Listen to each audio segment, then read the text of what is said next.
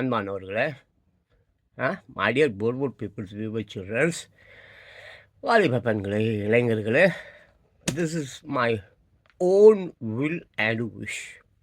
அதாவது என்ன சொல்ல வரேன்னா, இது என் சொந்த கருத்து, எனக்கு மட்டும் தான் பொருந்தும். இது எல்லாருக்கும் பொருந்தாது. அதனால் டோன்ட் பி சீரியஸ், ஓகே? இது ஏன் வேதனை, ஏன் துன்பம், அதை நான் உங்கள்கிட்ட தெரிவித்தா கொஞ்சம் ரிலாக்ஸேஷன் கிடைக்குமே தான் நான் அந்த மாதிரிலாம் வீடியோ போட்டுக்கிட்டு இருக்கேன். மற்றபடி எனக்கு வியூஸ் வேணும், சப்ஸ்கிரிப்ஷன்ஸ் வேணும் அப்படிலாம் கிடையாது. Just to be I want a small relaxation. எங்கேயாவது கொட்டணும்.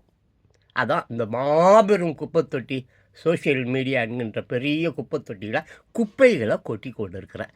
கேட்குறதும் கேட்காததும் எடுக்கிறதும் எடுக்காததும் உங்கள் இஷ்டம். அவ்வளோ ஒரு விஷயம். குப்பையில் கெடுகிற ஒரு குப்பை கூட நல்லா காத்தடிச்சா கோபுரத்தின் உச்சிக்கு போயிடும். மைண்டட். சரி, நான் விஷயத்துக்கு வரேன். இப்போ என்னன்னு கேட்டிங்கனாக்கா, சளி ரொம்ப ரொம்ப ஓவராக இருக்குது. அது மூக்கு வழியாக ஒழுவினே இருக்குது. But it's not a problem for me, right? Okay, சரி, விஷயத்துக்கு வரேன். இந்த பிரிட்டிஷ் ஆட்சியில் பார்த்தீங்கன்னா ஏறக்குறைய ஆமாம் எல்லா நாடுகளுமே காலனி நாடுகளாக இருந்தது. ஒரு சில நாடுகள் தவிர பிரிட்டிஷ் ஆட்சியில் சொல்ல வரேன். அப்போ பார்த்தீங்கன்னாக்க, அப்போது அந்த மாதிரி ஏதாவது எல்லா நாடுகளுமே காலனி நாடுகளாக தான் இருந்தன. அவர்களை விடுதலை கொடுக்காமல் இருந்திருந்தால் என்ன ஆகிருக்கும் யோசிச்சு பாருங்கள். அவங்க பிரிட்டிஷ் அது வேறு விஷயம். நம்ம போர் சண்டை கிண்டை நிறைய பிரிட்டிஷ்க்கு ஏகப்பட்ட நஷ்டம், டேங்கீஸ் கீரங்க அது இது ஏகப்பட்டது உடஞ்சி பொருளாதாரம் சிதைஞ்சி. அதுக்கப்புறம் காலனி ஆட்சிகளை மெயின்டைன் பண்ணுறதுக்கு அவங்கக்கிட்ட காசு கிடையாது, பணம் இல்லை. இல்லைன்னா விடுதலைலாம் கொடுத்துருக்க மாட்டேன். பணம் இல்லை. ஆட போட அந்த கருமந்தங்களுக்கு எங்கேருந்து துட்டு கொடுக்குறது, சோறு போடுறது, மெயின்டைன் பண்ணுறது அப்படின்னு சொல்லிட்டு அப்படியே விட்டான் இப்படி அப்படி சொல்லிட்டு அந்த விடுதலையாக ஒழுது சுதந்திரம் தூக்கி கொடுத்துட்டு போயிட்டான். மற்றபடி கொஞ்சம் சண்டை போட்டால் மயிரை போடுங்கன்னா கற்றை கட்டினா சுதந்திரம் தியாகம் இங்கெல்லாம் ஒரு மயிரும் கிடையாது. அது வேறு விஷயம், அது அப்புறம் பார்த்துக்கலாம். அவர்கள் விடுதலை கொடுக்காமல் இருந்திருந்தால் ஒரு பிரிட்டிஷ் ஆட்சி என்றே இருந்திருக்கும். ஒரே ஒரு பிரிட்டிஷ் ஆட்சி. எப்படி மொத்தமாக? தட் மீன்ஸ் ஒரே நாடு ஒரே தலைவர்னு இப்போ நம்ம பிரதமர் மோடி அவர்கள் சொல்கிறாருல, ஒரே நாடு ஒரே ரேஷன் கார்டு ஒரு ஒரு ஒரு ஒரு அந்த மாதிரி ஒரே கடவுள் அப்படி. ஆமாம், அது இருந்தால் நல்லா தானப்பா இருந்திருக்கோம். நல்லா தானே இருந்திருக்கோம். ஸோ அப்போ என்ன இருந்திருக்குன்னா, அப்போ ஒரே பிரிட்டிஷ் ஆட்சி என்று இருந்திருக்கும். அப்படி இருந்திருந்தால் என்ன நடந்திருக்குமே என்றால், ஆடு மாடு கூட இங்கிலீஷ் பேசியிருக்கோம். ஆடு மாடு இருக்குதுல்ல, ஆடு மாடு பன்னி கின்னி அது இது வாட் எல்லாமே எறும்பு கொசு எல்லாமே என்ன பண்ணியிருக்காங்க. இங்கே கொசு இருக்குதா? இப்போ நம்ம ஊரில் கொசு இனவருத்தி கொசு பெற்று போட்டு போயிடுவான். அப்பாடு பெற்று போட்டுக்கிட்டே இருப்பான். அப்பா கருமம் போச்சுவான். காட்டா வயசான காலத்தில் அது சோறு போடுமா, மயிரம் போடும். கழுத்தை வெட்டிடையெல்லாம் மூக்குத்தி இது இருக்குதுல்ல, மூக்குத்தி அதை மூக்கு அறுத்தி எடுத்துன்னு போய் அடமான ஷேட்டுக்கிட்ட வச்சுட்டு போய் டாஸ்மாகில் குச்சிட்டு நல்லா அவங்ககிட்ட சண்டை போட்டு வரோம். ஸோ அந்த மாதிரி தான் ஆடு மாடு கூட ஆங்கிலத்தில் பேசி திரிவதை பார்த்து இருக்க முடியும். அது இல்லை, ரைட்டா? சரி, நடை உடை அனைவருக்கும் வேலைகள். ஆமாம், நடை உடை எப்படி இருந்திருக்கும்? சும்மா அந்த ஸ்டைல் வாக்கிங், அந்த இங்கிலீஷ் பாடல்கள் எப்படி இருந்திருக்கும்? செம்மையாக இருக்கும். எவ்வளோ அற்புதமாக இருக்கும். ஆமாம், காபோர்டர்ஸு சொல்லிட்டு ஒரு பேண்டு அருமையான such a feeling's coming over me. There is wonder in most everything I see.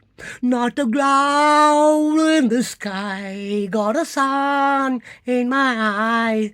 That is only that everything I want the world to be. It's now coming true, especially for me. In the reason தப்பாதான் வருது. சரியா அந்த lyric ஞாபகம். I'm on the top of the world looking down on creation, and the only explanation I can find is love that I have.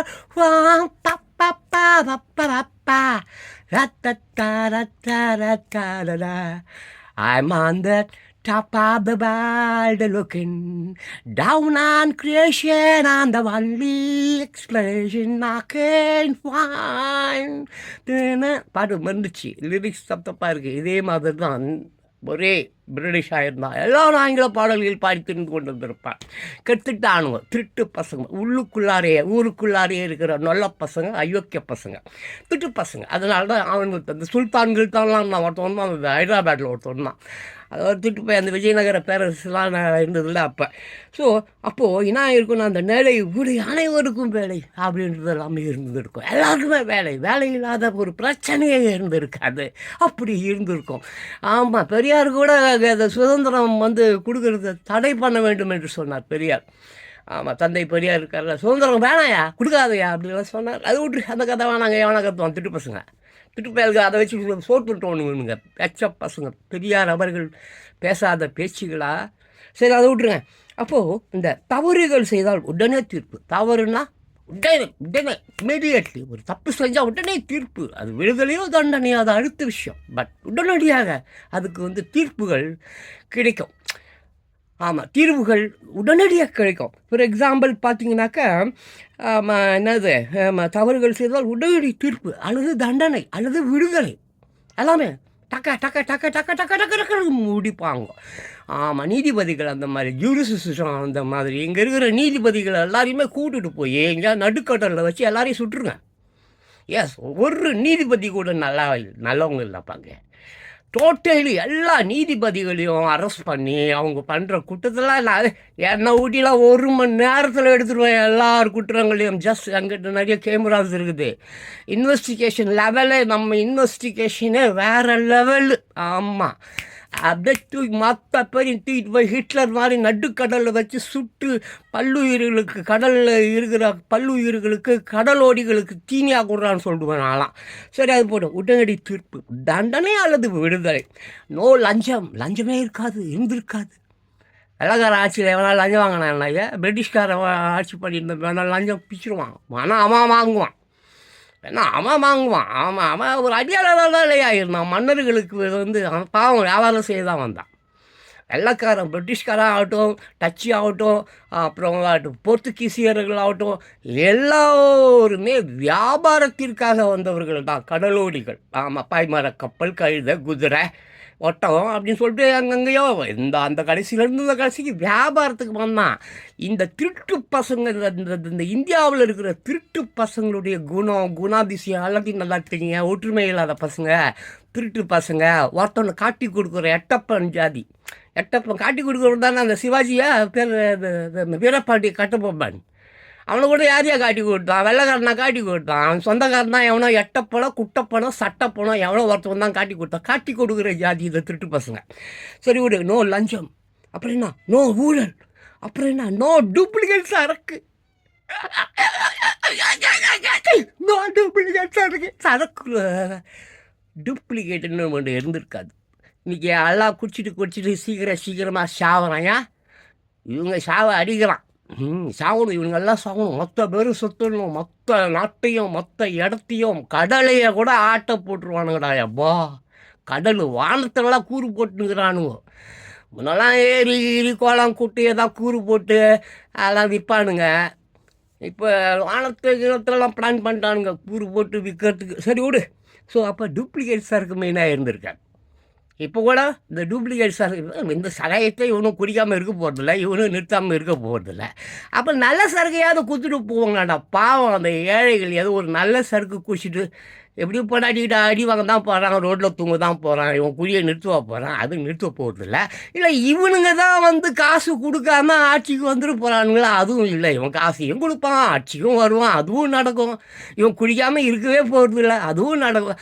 அப்போ தான் இது கொடுக்குறான்ல, ஓட்டு போகிறான்ல, அவருக்கு சோசை தான் போட மாட்டேறேன். அட்லீஸ்ட் அந்த சரக்கையாவது இல்லை, ஒரிஜினல் சரக்கை கொடுத்துட்டு போய அட போங்கடாலே. ஸோ அந்த உடனடி டைவர்ஸ் அது ரொம்ப சூப்பர் மேட்ரு. ரொம்ப வாழ்க்கையில் இந்த 2 பேர் தான், குடும்பத்தலைவன் குடும்பத்தலைவி. இந்த 2 பேர் கல்யாணத்துக்கு முன்னால் எப்படியோ இருக்குது. அங்கே பட்டுக்குது, இங்கே பட்டுக்குது, அங்கே நாய் மாதிரி நடு ரோட்லேயே வேலைலாம் பார்க்குது, புலப்பக்குது, கருவோ கழுகுது, என்னமோ பிடுங்குது. ஆனால் அந்த கல்யாணம் நான் ஆகிட்டா 2 நாளில் 1 வாரத்தில் அடிச்சிக்குது. அதுக்கப்புறம் பார்த்தா இந்த ஊரில், இந்த நாட்டில் டைவர்ஸுன்ற ஒரு பேரை கையில் வச்சுக்கின்னு 7 வருஷம் 8 வருஷம் அவங்க வாழ்க்கையை நிர்கதி ஆக்கிடுறான். சோறு இல்லை, அது இல்லை, கோர்ட்டுக்கும் மயிருக்கும் மண்ணாங்கட்டிக்கும் அலைஞ்சி அலைஞ்சி அலைஞ்சி அலைஞ்சி அது டைவர்ஸ் கொடுக்காமையே இது செத்து போகுது.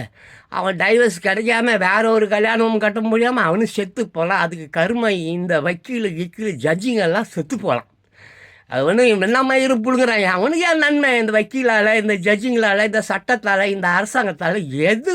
ஒரு நாய் இருக்குல்ல, நாய், அதுக்கு கூட ஆமாம், அதுக்கு கூட எவனோ என்னமோ அந்த மேனகா காந்தியா யார் அதான் அந்த சஞ்சய் காந்தி செத்து போயிட்டாரு, அவங்க பொண்டாட்டி. தெரு நாய்கள் எல்லாம் கொண்டு போய் கருத்தரிக்க என்னது ஓடுது, கர்ப்பத்தடை பண்ணணுமாமா. கர்ப்பத்தடை பண்ணிவிட்டு கொண்டு போய் அதே இடத்துல விட்டுணுமாமா. அது என்ன பண்ணும்? இனவிருத்தி பண்ண முடியாமல் வெறி பிடிச்சி இன்னும் ஒரு குழந்தை மாட்டிச்சுன்னா 10-20 நாய் சேர்ந்து கட்டிச்சு கொதறி தூக்கி போடுது. என்னையா மயிறு, என்னது ஜீவகாரண்யம், அதுக்கு பேர் மயிறு காரண்யம். ஆனால் பங்களாடே அங்கே ஸ்டண்டு போட்டு மேலேருந்து ஹீரோவுக்கு டூப்புன்னு சொல்லிட்டு கீழே வந்து செத்து போகிறான், அப்படியே மறைச்சிட்றானுங்க. இதை பார்க்குறதுக்கு மயிறு இங்கே எவனும் இல்லை, சட்டமும் இல்லை, மயிறு இல்லை, டூப்ளிகேட். சினிமாவில் சொல்கிறேன்.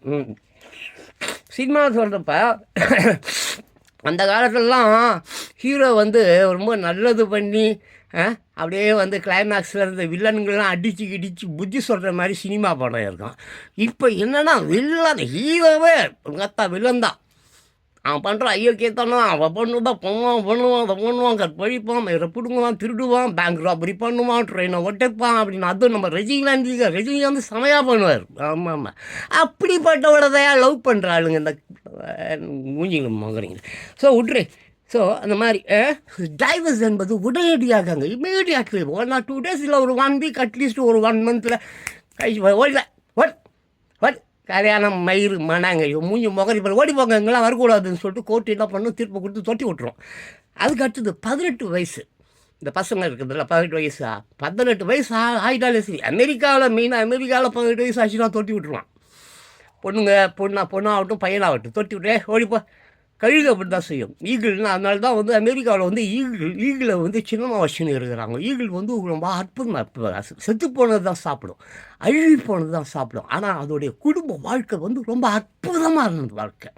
கழுகு மாதிரி ஒரு வாழ்க்கைலாம் எவனாலும் உண்மையிலே அப்படி போய் படிச்சுப்பார். எங்கேயா போய் படி சொல்லிட்டு தொடவலிக்குது. ரொம்ப அருமையான ஒரு வாழ்வாதாரம் கொண்டது கழுகு. தன்னுடைய மனைவியை வந்து அவ்வளோ அழகாக பார்த்துக்கும். அதே மாதிரி அது குஞ்சு பொறிச்சிச்சின்னா 2 சேர்ந்து அடக்காக்கும். அப்புறம் அது வந்து ரெக்க அப்படின்னுச்சுன்னா போதும், குத்தி போய் நீயே உன் வேலையை பார்த்துக்கோ, நீயே போய் சம்பாரிச்சிக்கோ, நீயே போய் சாப்பிட்டுக்கோ, நீயே உன் இருப்பிடம் தேடு ஓடுனுடும். அந்த மாதிரி தான் அமெரிக்கா இன்றைக்கும் வாழ்ந்துன்னு இருக்குது. அமெரிக்காவுடைய மக்களும் அப்படி தான் இருக்கிறாங்க. அந்த நடத்தையும் அந்த மாமா அருமையான ஒரு வாழ்க்கை வாழ்வாதாரம் அமெரிக்க மக்களின் ஒரு வாழ்க்கை வாழ்வாதாரம். இந்த கருமாந்தரம் முடிச்சவனுக்கு தான் தெரியாது. ஸோ 18 வயது ஆயிடுச்சுன்னு சொன்னாக்க பிள்ளைங்க வந்து அப்பா கண்ட்ரோலில் இருக்க மாட்டாங்க, அம்மா கண்ட்ரோலில் இருக்க மாட்டாங்க, அவங்க போயிடுவாங்க. ஆமாம், இந்த மாதிரி பெற்று போய்ட்டு வயசான காலத்தில் இது நமக்கு சம்பாரிச்சு போடணும்னு சொல்லலாம். அது சம்பாரிச்சு போடுற மூஞ்சி மேலேயே அடிக்குவேன்.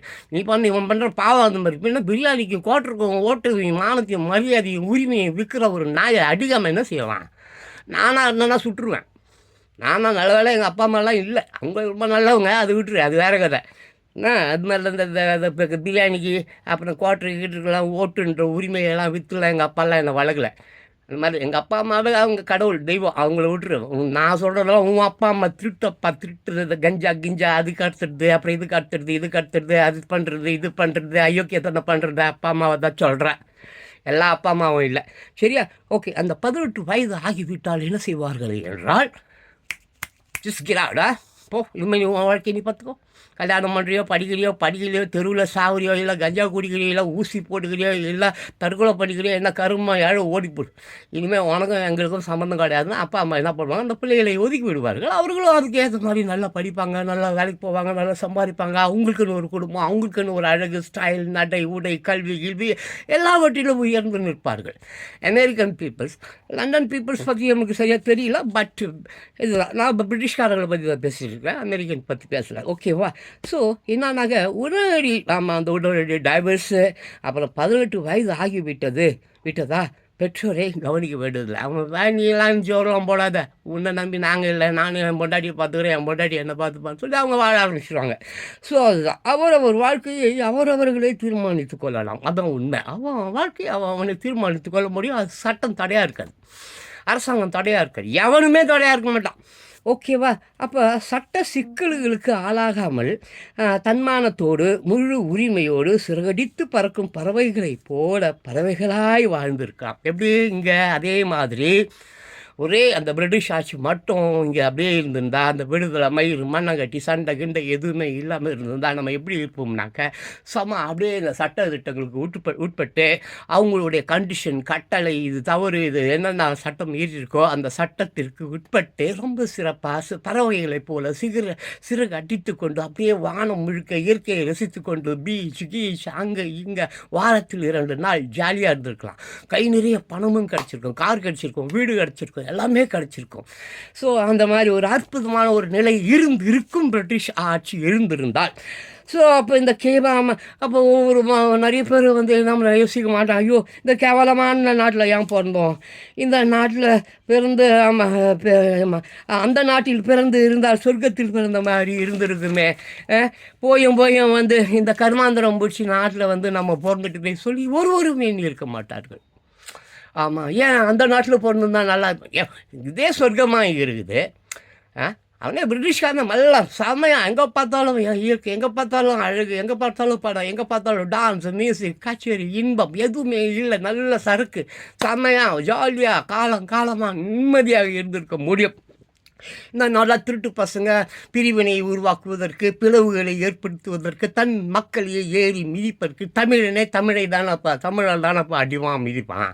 ஏன்னா வெளியூரில் இருந்த வந்தால் ஒரு தமிழனை ஒருத்தன் அடிக்க போகிறான், இவன் தான் அடிப்பான், இந்த திருட்டு பையன் தான் அடிப்பான், இந்த அரசாங்கம் தான் அடிக்கும், இந்த அரசாங்க அல்ல கைகள் தான் அடிக்கும், இந்த அரசாங்க அதிகாரிகள் தான் அடிக்கும், இந்த வக்கீல் தான் அடிப்பான், அந்த நீதிபதி தான் அடிப்பான். திருட்டு பசங்க இயற்கை இவங்களை வச்சு செய்ப்போது அது வரும் காத்துட்டு.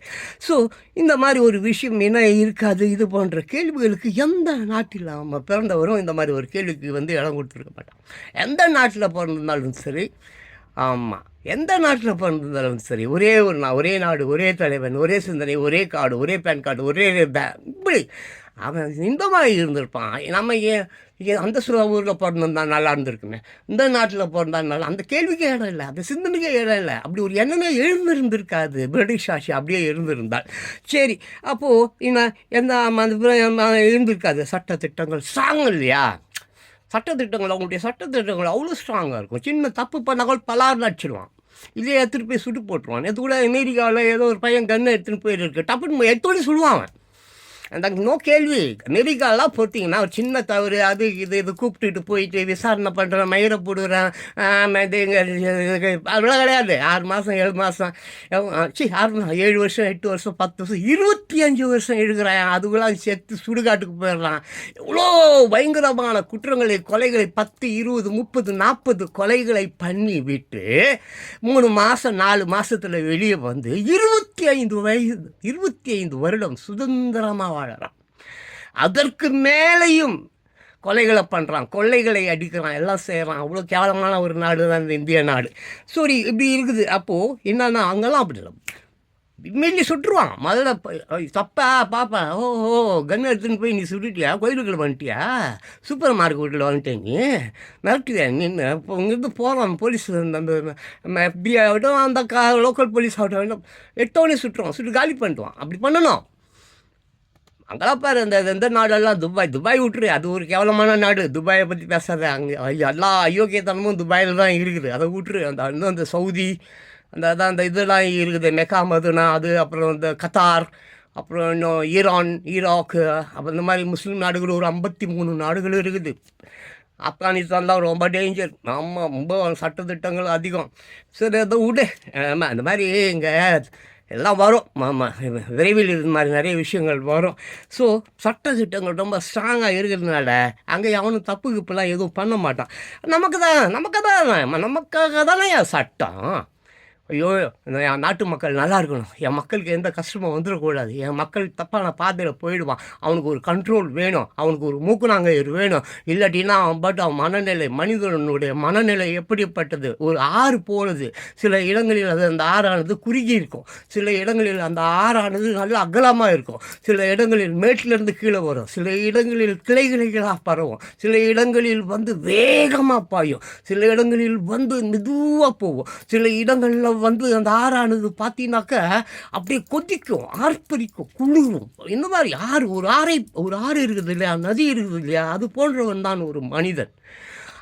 பார்ப்பதற்கு அழகாக இருப்பான், ரசிக்க முடியும். அதே நேரத்தில் ஆவேசப்படுவான், அதே நேரத்தில் நல்லவனாக இருப்பான், அதே நேரத்தில் குளிர்ச்சி கொடுப்பான், அதே நேரத்தில் பயங்கரமான ஒரு சூறாவளி மாதிரி, சுனாமி மாதிரி ஒரு வெள்ளத்தை கொடுப்பான். இப்படிப்பட்டவனை வந்து சீர்திருத்துவதற்காகத்தான் சட்டங்கள் இயற்றப்பட்டது, சமயங்கள் உருவாக்கப்பட்டது.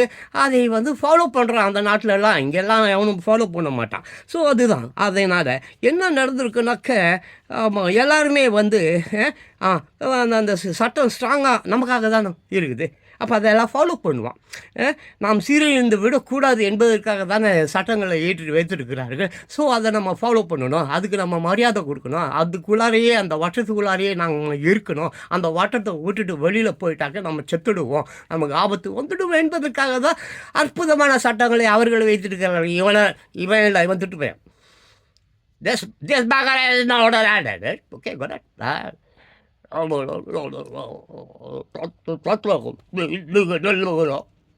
கெட்ட படம் பார்த்தா நீங்கள் நல்ல வரும், கெட்ட படம்.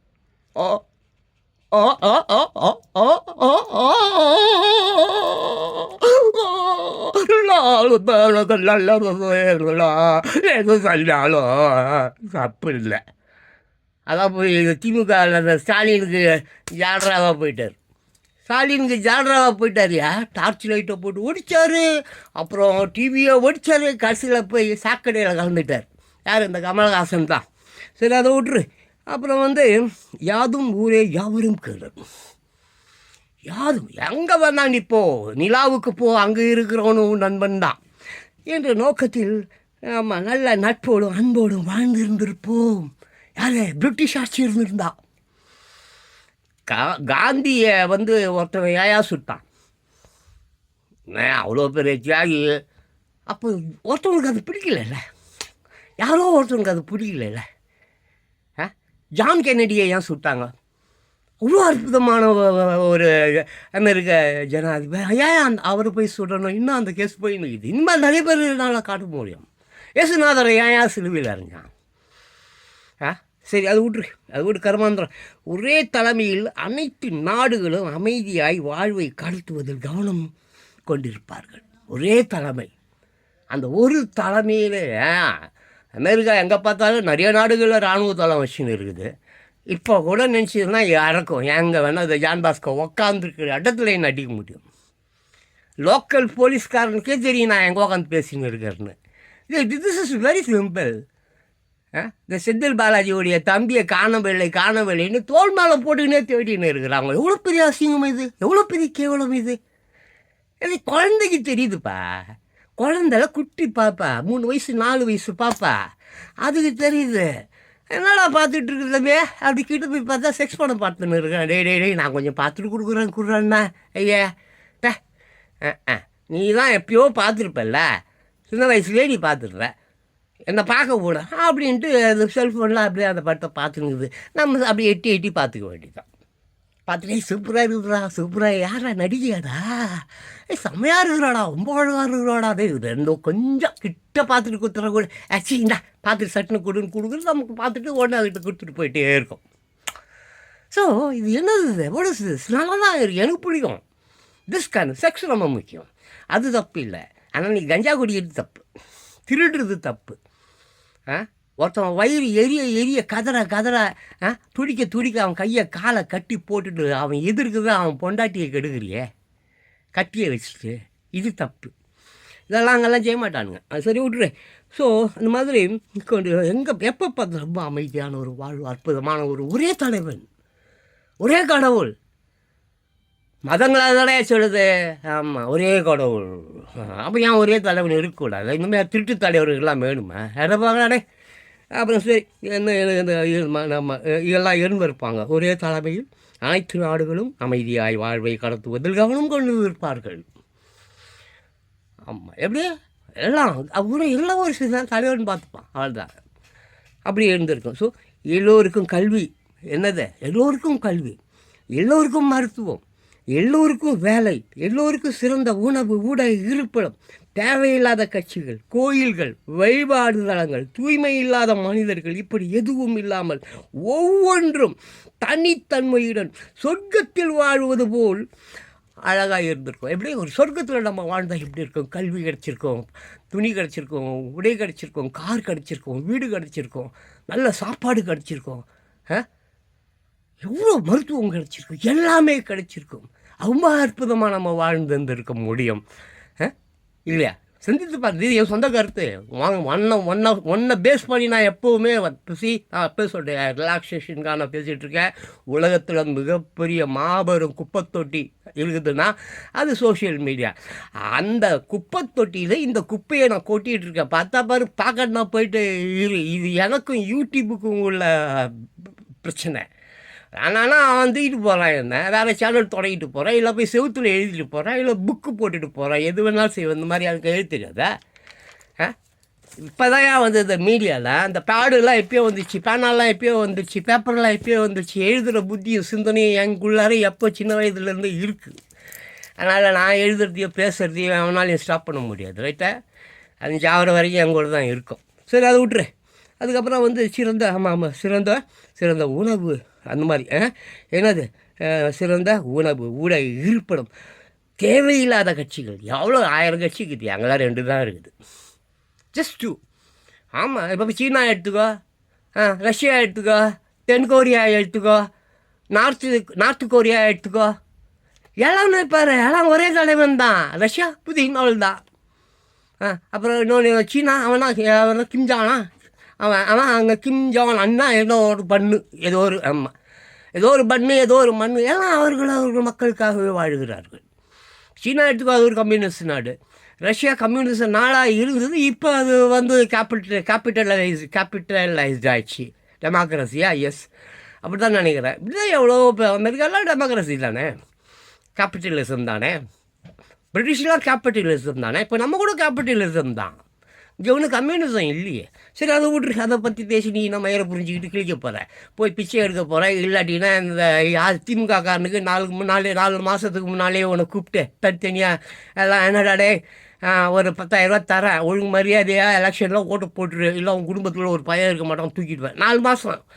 ஆமாம், 2006 எலெக்ஷன் வருதுல்லப்பா. ஒரு 4 மாதத்துக்கு முன்னாலே தனியாக ஒரு பையனாக இருந்தால் தொண்டர்கள் இருப்பாங்க, பிச்சைக்கார பசங்க, எச்ச பசங்க, மானம் மாதிரி அந்த சூடு சொரணம் இல்லாத நாய்ங்க, பெத்த பிள்ளைங்களை ரோட்டில் விட்டுட்டு கஞ்சாவுக்கும் தண்ணிக்கும் குடிக்கும் அடிமையாகி போய் டாஸ்மாக தூக்குறான் அந்த பொறுப்புக்கு 4 மாதத்துக்கு முன்னாலே அவனை கூப்பிட்டு பேசிடுவாங்க. டாய் 10,000 ரூபா தருவேன், ஒழுங்காக வாங்கிக்கணும், புரியுதா? ஓட்டை எங்களுக்கு தான் போடணும். சப்போஸ் நீ ஓட்டு அன்றைக்கி போடலன்னா மவனை எண்ணிக்கையில் வச்சு நாங்கள் கண்டுபிடிச்சி உன்னை வந்து வீட்டில் வச்சு கிண்டாட்டி எல்லாம் கண்ணு எதிர்க்கவே வேலை பார்ப்போம், இல்லையா கொண்டு போட்டுருவோன்ட்டு போயிட்டே இருப்பான். திமுக கட்சி அப்படின்னு அந்த மாதிரி ஒரு திருட்டு கட்சி தான். எம்ஜிஆர் கொலை பண்ணுறதுக்கு என்னென்ன பிளான் பண்ணானுங்க. சரி விடு, ரொம்ப டைம் ஆகுது. இன்றைக்கி வேறு இன்றைக்கி ஜெயலலிதா அவங்களுடைய இன்றைக்கி பிறந்த நாள், அதை பற்றி வேறு ஒரு வீடியோ போடணும். சரி, சீக்கிரமாக முடிக்கிறேன். நிறைய போயினே இருக்குது, அது 28 நிமிஷம் ஆயிடுச்சு.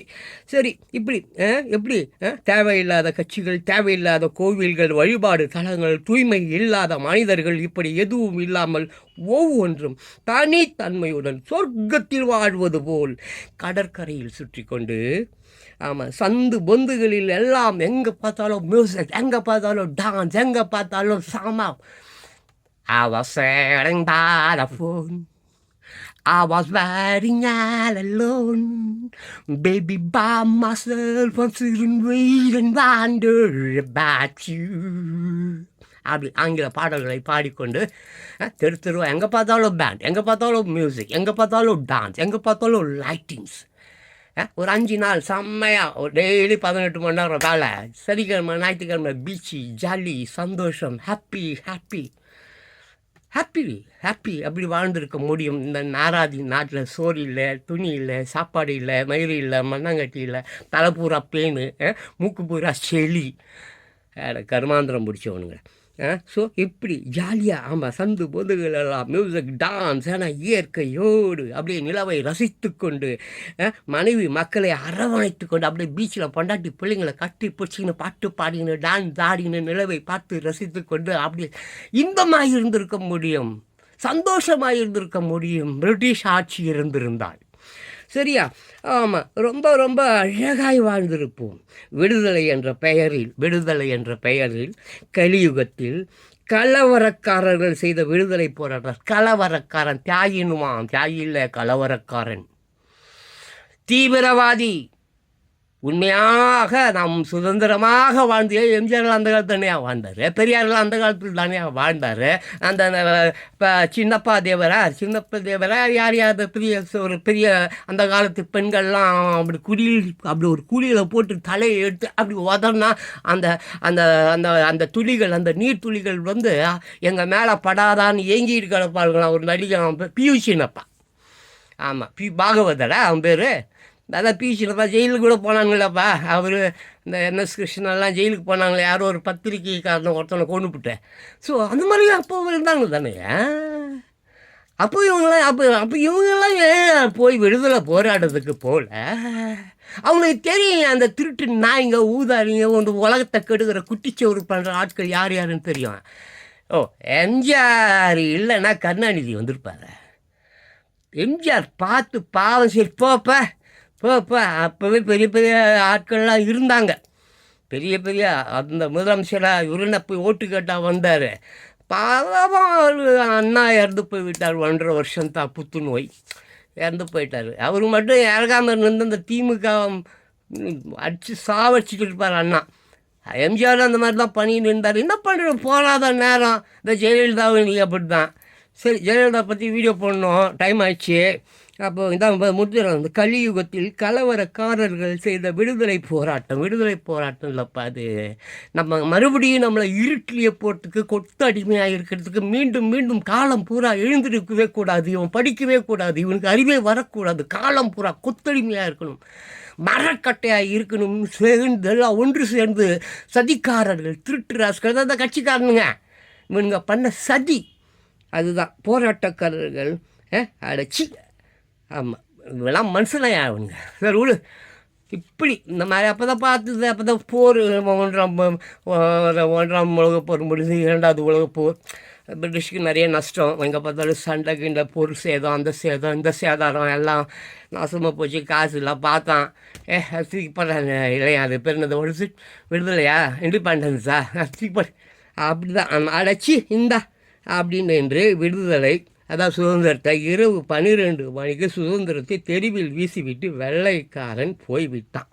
எப்படியே ராத்திரி 12 மணிக்கு இந்த கருமம் இழவு, இந்த ஒரு இழவு வச்சுக்கிட்டு எங்களால் இனிமேல் ஒன்றும் செய்ய முடியாது, காசு இல்லை, பணம் இல்லை, இதை மெயின்டைன் பண்ண முடியாது, இதை கருமம் தூக்கி போட்டு ராத்திரி 12 மணிக்கு தூக்கி ரோட்டில் போட்டு போயிட்டான். தூக்கி வீதியில் போட்டு போயிட்டாங்க. அவன் அது இண்டிபெண்டன்ஸை, சுதந்திரத்தை தூக்கி போட்டாங்க. ராத்திரி 12 மணிக்கு தூக்கி போட்டான், தெருவில் போட்டான், ரோட்டில் போட்டான். ஆமாம், அந்த இடத்துல ரோடு கையிலலாம் கொடுக்கல, தீப்போடு சீப்பா எல்லாம் விடு அப்படி தீ போட்டு போயிட்டான். அப்புறம் இங்கே பிறந்த ஒரே ஒரு காரணத்துக்காக இப்போ நம்ம கதைக்கு நான் வந்துடுறேன். அவன் தீட்டு போயிட்டான். எங்கே எதில் ரோட்டில் தீ போட்டு போயிட்டான். ஸோ இங்கே பிறந்த காரணத்துக்காக ஃபஸ்ட்டு நான் ஆரம்பத்துலேருந்து இங்கே வந்துட்டேன். இப்போ எதுக்கு இது என் சொந்த கதை, என் பிரச்சனை, என் வேதனை, என் துன்பம், இந்த நான் இப்போ பேசுறதுக்கும் போனதுக்கும் வந்ததுக்கும் உங்களுக்கு சம்மந்தம் இல்லை. முதல்ல நீங்கள் என் கூட சேரவே முடியாது. அதுக்கெல்லாம் நிறைய ஜீன் வேணும் அதுக்கெல்லாம். ஸோ இங்கே பிறந்த ஒரே ஒரு குற்றத்துக்காக நல்ல இங்கே எழுதி வச்சுருந்தேனே. ஆமாம், ஒரே ஒரு குற்றத்திற்காக நான் இன்றும் இருட்டிலே தான் முக்கியம். இங்கே பிறந்த ஒரே ஒரு காரணத்துக்காக. அமெரிக்காவில் பிறந்திருந்தா நான் இப்படி புலம்பிகிட்டு இருந்திருப்பேனா? இல்லை லண்டனில் பிறந்திருந்தா நான் இப்படி புலம்பிகிட்டு இருந்திருப்பேனா? இல்லை தானே? அதானே உண்மை. இந்த கர்மம் பிடிச்சி சாக்கடைகளை பிறந்ததுனால தானே இந்த தே கட்ட வார்த்தை தான்.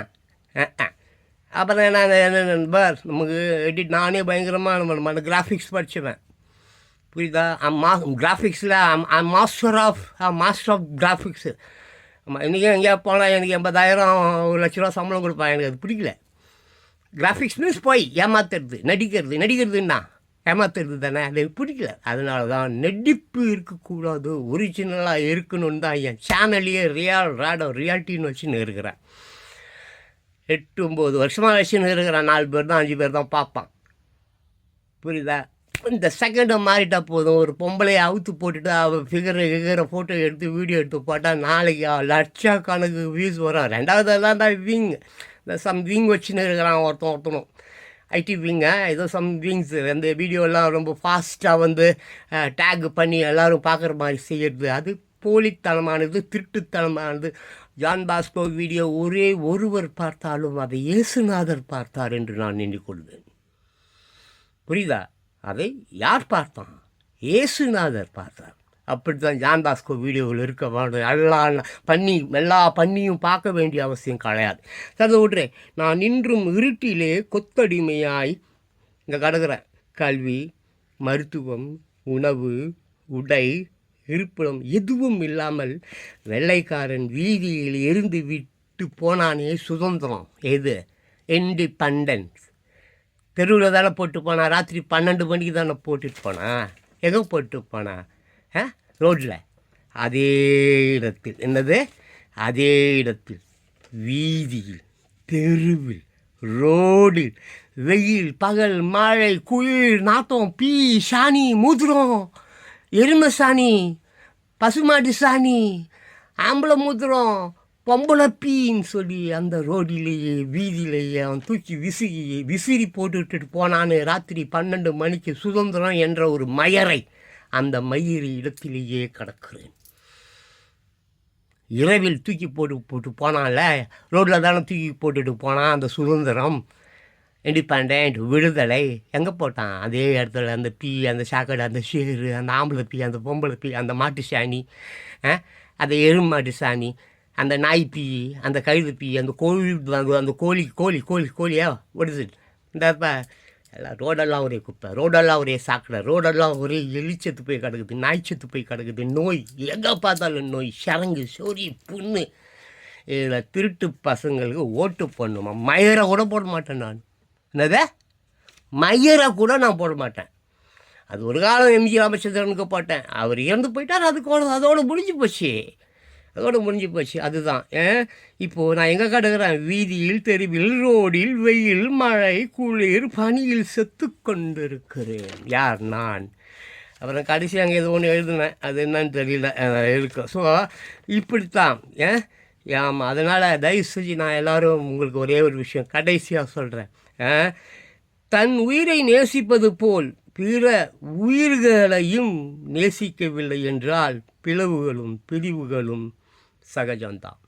அரசியலில் இதெல்லாம் சகஜம்பா என்பது போல இந்த உயிரை எப்படி நீ நேசிக்கிறியோ அதே மாதிரி தான் இந்த உலகத்தில் உள்ள அனைத்து உயிர்களும், தாவரங்களாகட்டும், ஆமாம், கடலுக்கு உள்ளார அடியில், கடல் அடியில் இருக்குதே பல்லுயிர்கள், ஆறில் ஓடுகிறதே பல்லுயிர்கள், ஆற்றின் கரை ஓரமாக இருக்கக்கூடிய மரங்கள், அந்த மரங்களில் வாழக்கூடிய குருவிகள், அந்த மரங்களை தாண்டி டீப் ஃபாரஸ்ட்டுக்குள்ளார இருக்கிற பூர்வீக மக்கள், ஆதிவாசிகள், இப்படி எறும்பு, கொசு, குசு எல்லாவற்றின் மீதும் அன்பு செலுத்த வேண்டும். எல்லாவற்றையும் தன் உயிரை பாதுகாப்பது போல் அதனுடைய உயிர்களையும் பாதுகாக்க வேண்டும். அப்படி நீ பாதுகாக்கவில்லை என்றால் பிரிவுகளும் பிளவுகளும் வருவது சகஜம். எப்படி? பிரிவுகளும் பூமி பழக்க போகுதுன்னா அது அப்படி தான். பூமி பழக்கம், அது நடக்கும். அப்போ காலங்காலமாக நடக்குது, இன்னும் புதுசாக நடக்கலை. சுனாமி காலங்காலமாக நடக்குது, புதுசாக வரல.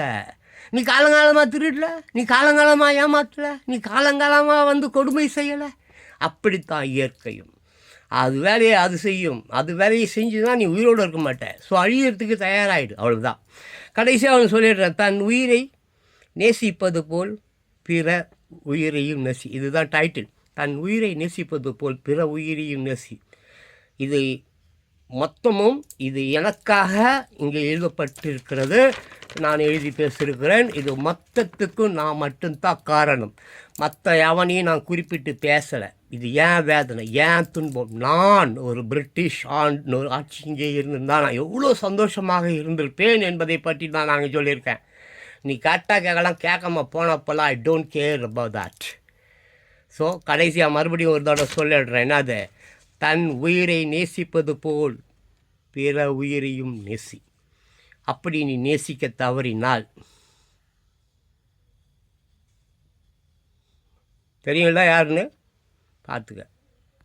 அன்பானவர்களே, மாடியர் போல்புல் பீப்புள்ஸ் விவர்ஸ் சில்ட்ரன்ஸ், வாலிப பெண்களே, இளைஞர்களே, இன்று பிப்ரவரி 24, 2025 77வது பிறந்த நாள். எல்லோரையும் போல வந்து என்னால் அம்மா என்று அழைக்க முடியாது. ஏன்னா எப்படி எனக்கு வந்து 62 வயது. என்னை விட என்ன அவங்களுக்கு 77 வயசுனா பார்த்துங்க எவ்வளோ. இதில் ஒரு 8, அதில் ஒரு 7 15 இது என்னை விட பெரியவர்கள்லாம் எப்படி போய் அம்மான்னு கூப்பிட முடியும் இல்லையா? ஸோ என்னால் அப்படிலாம் கூப்பிட முடியாது, நான் கூப்பிடவும் மாட்டேன். அம்மானு எல்லாரையும் கூப்பிடலாங்க உலகத்தில் இருக்க. அன்னை தெரசாவா அம்மான்னு கூப்பிடலையா? இப்படி உலகத்தில் எவ்வளோ பேர் சாரதா தேவி அம்மான்னு கூப்பிடலையா? எப்படி ஏகப்பட்ட பேர் அம்மான்னு எவ்வளோ பேர் உலகில் லட்சக்கணக்கான கோடிக்கணக்கான பேர் இருக்கிறாங்க. அம்மான்னு கூப்பிடலாம், தப்பு இல்லை. ஆனால் அப்பான்னு கூப்பிடக்கூடாது, அப்பா என்று கூப்பிடக்கூடாது. அம்மாவே வந்து தன்னுடைய பிள்ளைக்கோ தன்னுடைய பெண்ணுக்கோ சண்டை வரும்போதே நீ அவனுக்கு பிறந்த எனக்கு மட்டும்தான் தெரியும் என்று சொல்லுவாள். எப்படி சொல்லுவாள்? நீ எவனை, நான் உன்னை எவனுக்கு பெத்த, எவனுக்கு, அங்கே தான் கேள்வி இருக்கிறது. உன்னை நான் எவனுக்கு பெத்தேன்னு எனக்கு தாண்டி தெரியும், எனக்கு தாண்டா தெரியும் என்று சொல்லுவாள் அம்மா. அதனால் வந்து அம்மா ஓகே, அது வேணாம். அப்பா தான் வித்தைக்காரன், அப்பா தான் தலைவன், அப்பா தான் குடும்பத் தலைவன், அப்பா மிகச்சிறந்தவன், அற்புதமானவன், எல்லாத்தையும் உள்ளுக்குள்ளே வச்சுப்பான், உள்ளுக்குள்ளே வச்சுப்பான், உள்ளுக்குள்ளே வச்சுப்பான். த கிரேட் மேன் அப்பா. அதனால் எல்லோரும் அப்பா ஆக முடியாது.